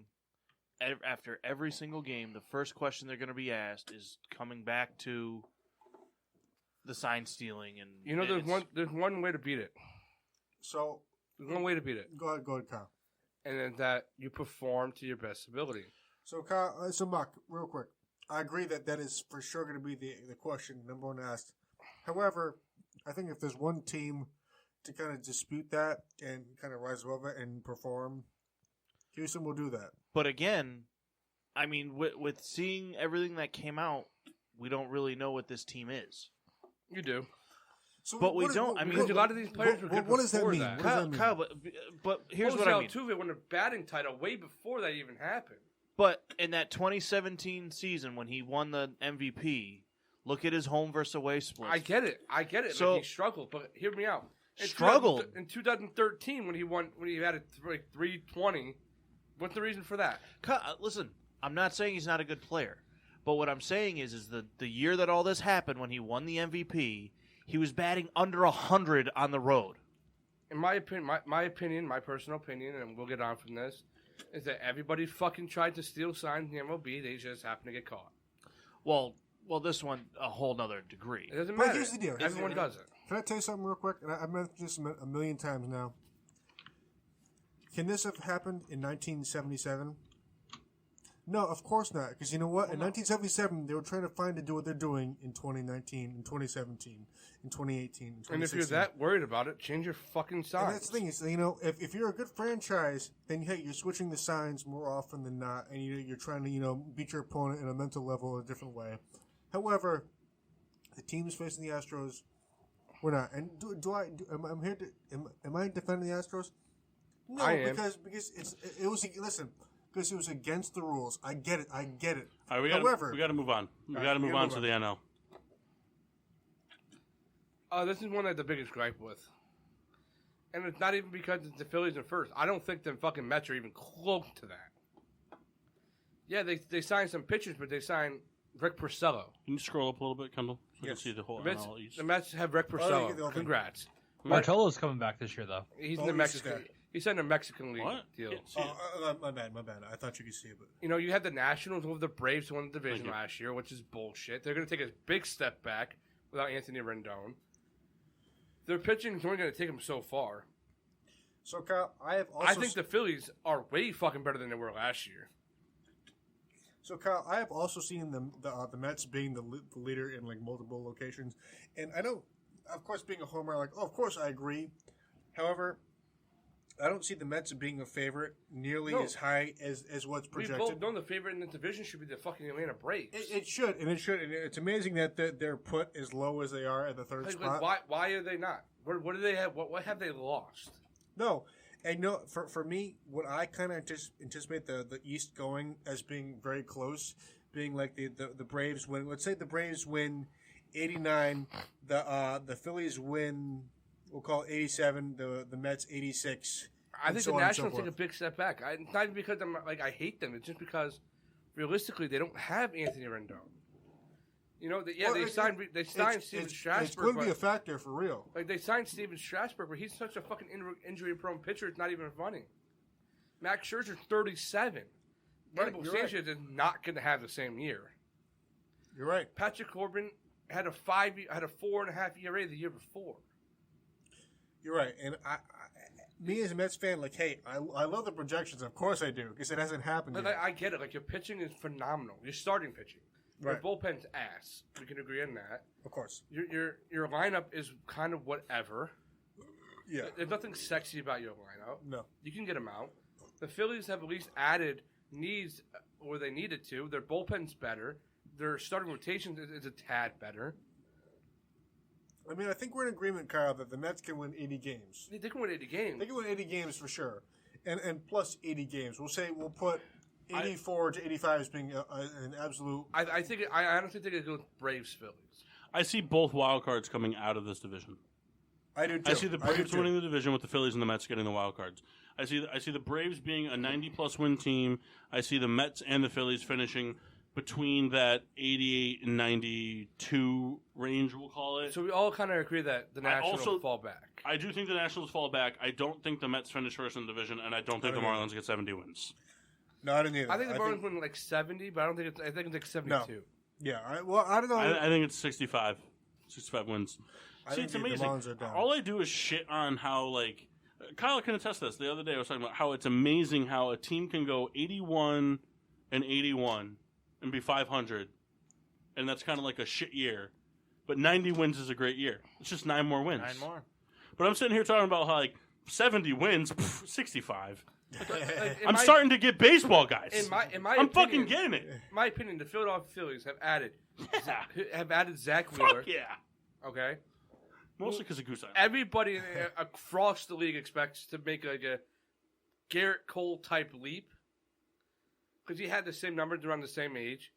Even if he has like a 3.5 ERA, that's fucking huge for that rotation. Okay, Bryce Harper's in his second year, who had a great first year, but you added Didi Gregorius, you get Andrew McCutchen back, who we all know when Andrew McCutchen was healthy, that offense was fucking totally different. They were insane. So you have Gene Segura coming back, who's not going to hit 280. He's been a 300 hitter his whole life. You know, you have a rookie Adam Hazley, who's I'm kind of sketchy on, but he's not a total winner. But you have tons of pieces that are coming back that are supposed to be better, and I think they will be. Reese Hoskins isn't going to hit 240. I'm sorry, nah. JT Realmuto is going to play better. So we're in agreement. For me, I would love if the Mets would win this division. However, I don't see it. I don't see them, sinking big time. I just don't see what the other people see. I'm not being a jerk. No, and I agree to a certain standpoint because it just like Brandon Nimmo's a center fielder, right? They're not starting the year, right? And the thing is, Brandon Nimmo isn't that a bat? He's a starter. However, yeah, Michael Conforto, who's on and off. You got right. I think the Mets have a lot of upside. To making the splash. Who's your catcher? Was Ramos still? It's going to be Ramos, foreseeably to start. Mm-hmm. Foreseeably to start, and that's going to be subject to change. I think we're in agreement that the Marlins are going to be where they're at, and the Nationals are kind of like, hey, we expect decent things from them. However, Howie Kendrick is not going to be the third baseman. Yeah. So I mean, in my opinion, he's not going to be the third baseman that they're looking for. The thing is, we're ready to write the Phillies off. Just because they had a bad year. They went 81 and 81, but they got hurt. No, yeah, let's move on. NL Central. Mass, please step in. Forgot I had this. No. Some people are immune to gold bananas still. So the Central, the projection is the Reds are going to win the division 87 and 75. Cubs hanging tight 84 and 78. Brewers 83 and 79. The Cardinals mass 79 and 83. And the Pirates of Pittsburgh are 71 and 91. This is also very, very wrong. The St. Louis Cardinals haven't lost anything. If anything, they got rid of the problem. Michael Wacha sucks. He went to the Mets.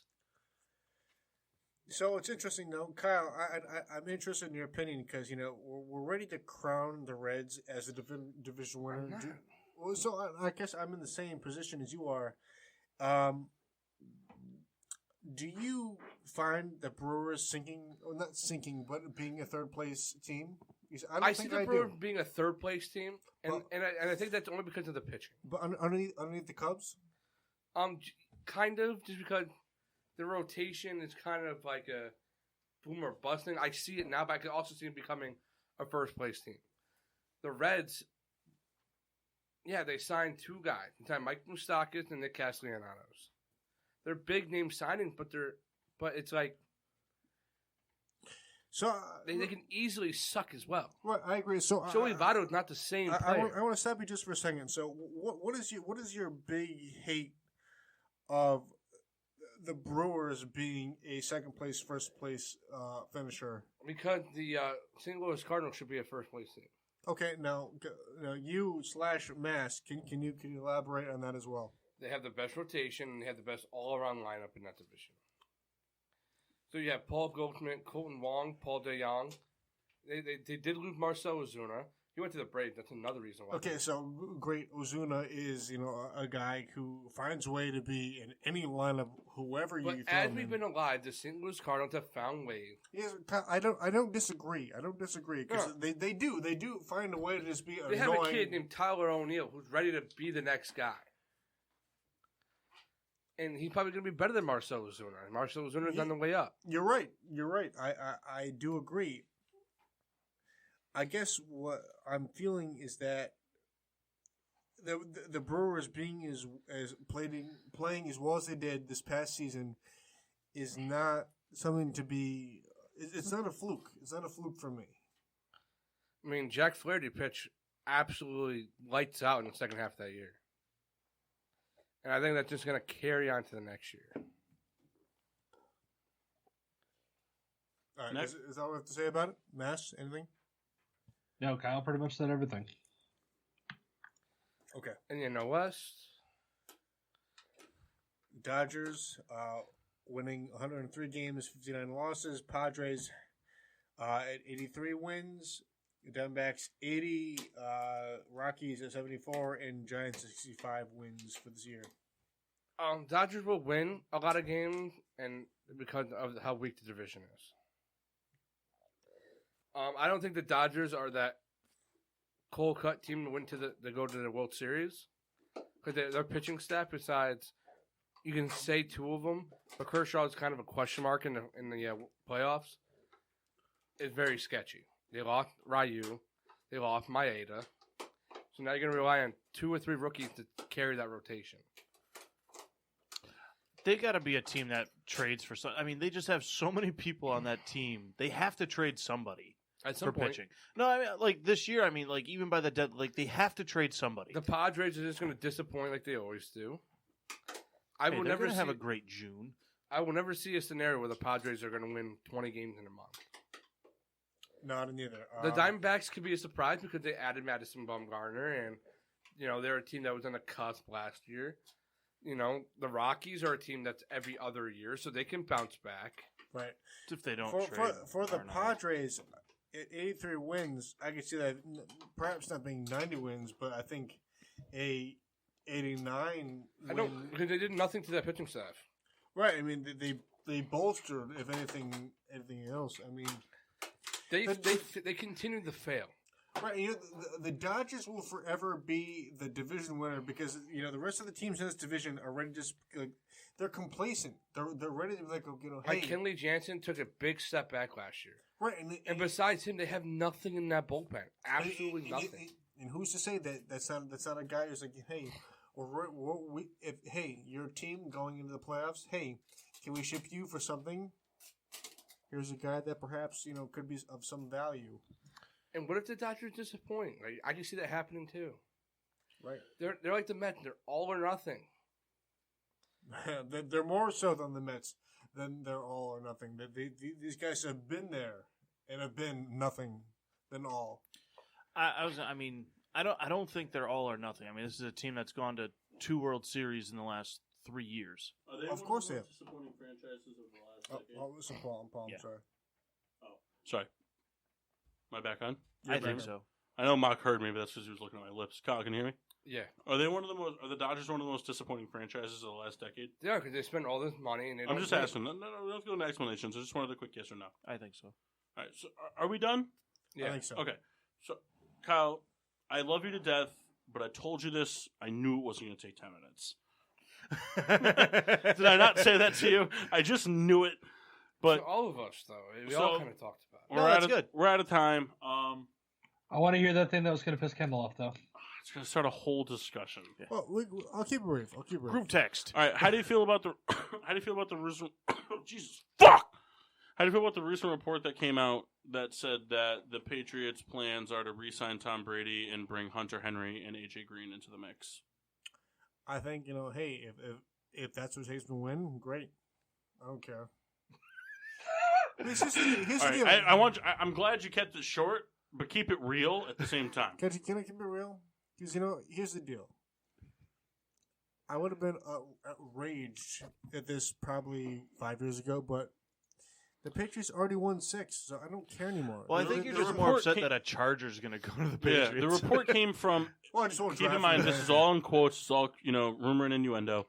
That a source close to Belichick said that there are no quarterbacks in free agency that can provide the Patriots with a winning mentality like Tom Brady can. Well, hey, Which is a pretty bold statement, given that this is the most. I mean, I think that's excluding Drew Brees, because I think Drew Brees is kind of like he's going to be a saint. Yeah. But like the Phillip Rivers, I mean Dak, Teddy Bridgewater. I think Dak is. I think it's pretty much said and done that he's going to get franchise tagged and try to figure it out. But would that upset you? Not Brady coming back, but that they add Hunter Henry and AJ Green. no, because you know what? It's entirely a Patriot thing to do. They added Randy Moss, X amount of years back. This is not a surprising. You look tactic. at it, too, not to interrupt you, but what's the difference if Green is hurt as a Patriot? Well, he won't be. no, They don't because get hurt. They don't No, have right. the same. They don't have the same unsuccess there that they do elsewhere. Right, Green will have a huge year, and Hunter Henry as well would have a huge year. It would be a bummer for me, but you know what? It doesn't matter. Hey, he did great for me in fantasy last It year. doesn't matter. It doesn't matter because Hunter Henry. Because you're a rat, a real rat. Rat. He's a rat. He's a rat. Anyway, Come down, Ella Black. nice reference. Thank you. Kyle, how was your beer? Let me tell you something. These beers I had are losing star ratings due to difficulty of label removal. You had to be there was average. It wasn't great. The taste wasn't fantastic. But By the way, huge fan of this being forever thing. would I get it again? Probably. No, lower it. 2.5. Too loud. Little Tug sucked ass. It was a 1 star. The taste was terrible. Aftertaste wasn't very good. And I'm gonna go pee. So, I also had the Lil Tug. I personally usually like, I'm you guys know I'm a big IPA guy. I like session IPA. This one, as Kyle said, the finish on it is a little rough. I don't know if we caught an off batch or what, but I am not a giant fan of this one. Kendall?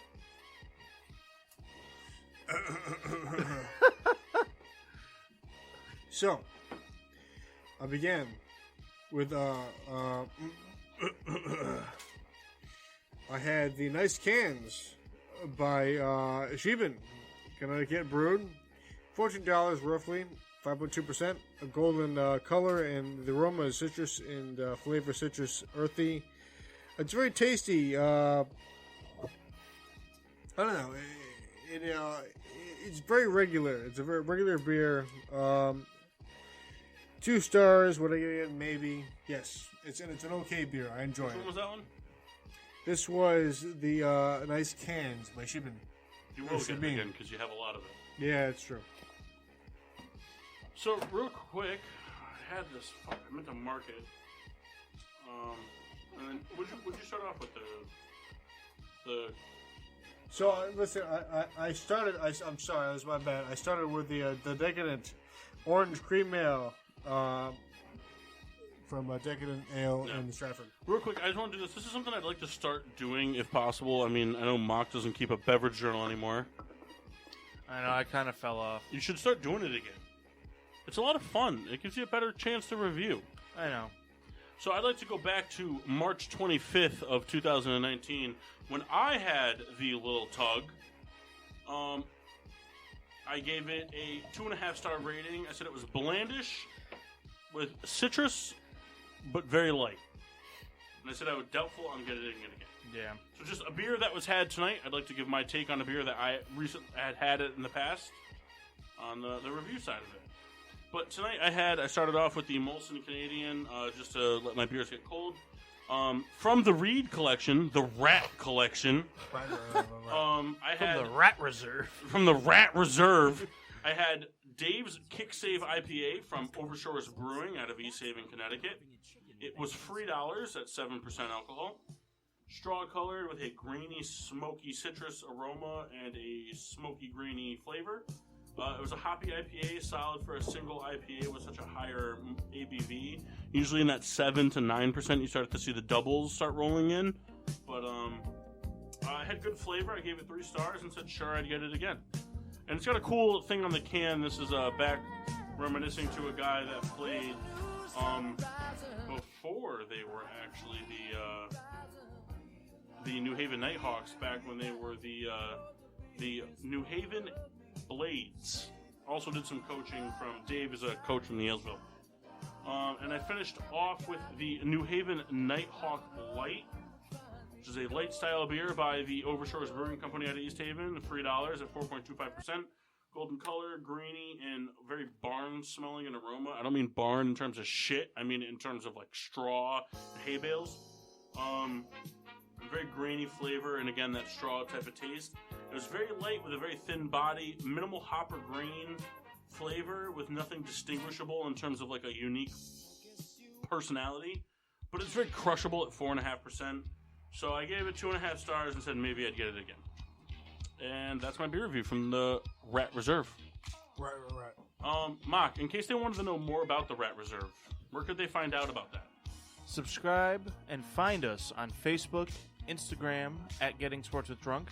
Twitter is GSWD_4. Make sure you use the hashtag GSWD for all your daily uses, whether it's taking 10-minute segments, 45 minutes too long, or being part of the Rat Reserve. Be sure to subscribe on Podbean, iTunes, Google Play, iHeartRadio, and Spotify. Wherever you find internet radio shows and podcasts, you find us. Also on Spreaker. And listen, give us a review. Give us a rating. We'll read them. You know, Bingo. we'll read them on here. We'll respond. We'll read them. We'll talk about it. We'll send you news to Kyle. We're all in.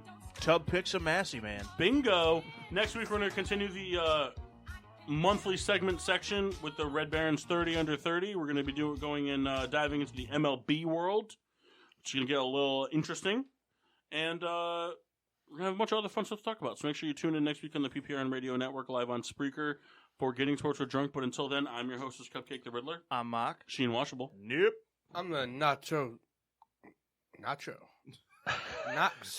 All right. The Mask Chris Massey. And I'm the Red Baron of a Rat. Let me tell you something, sir.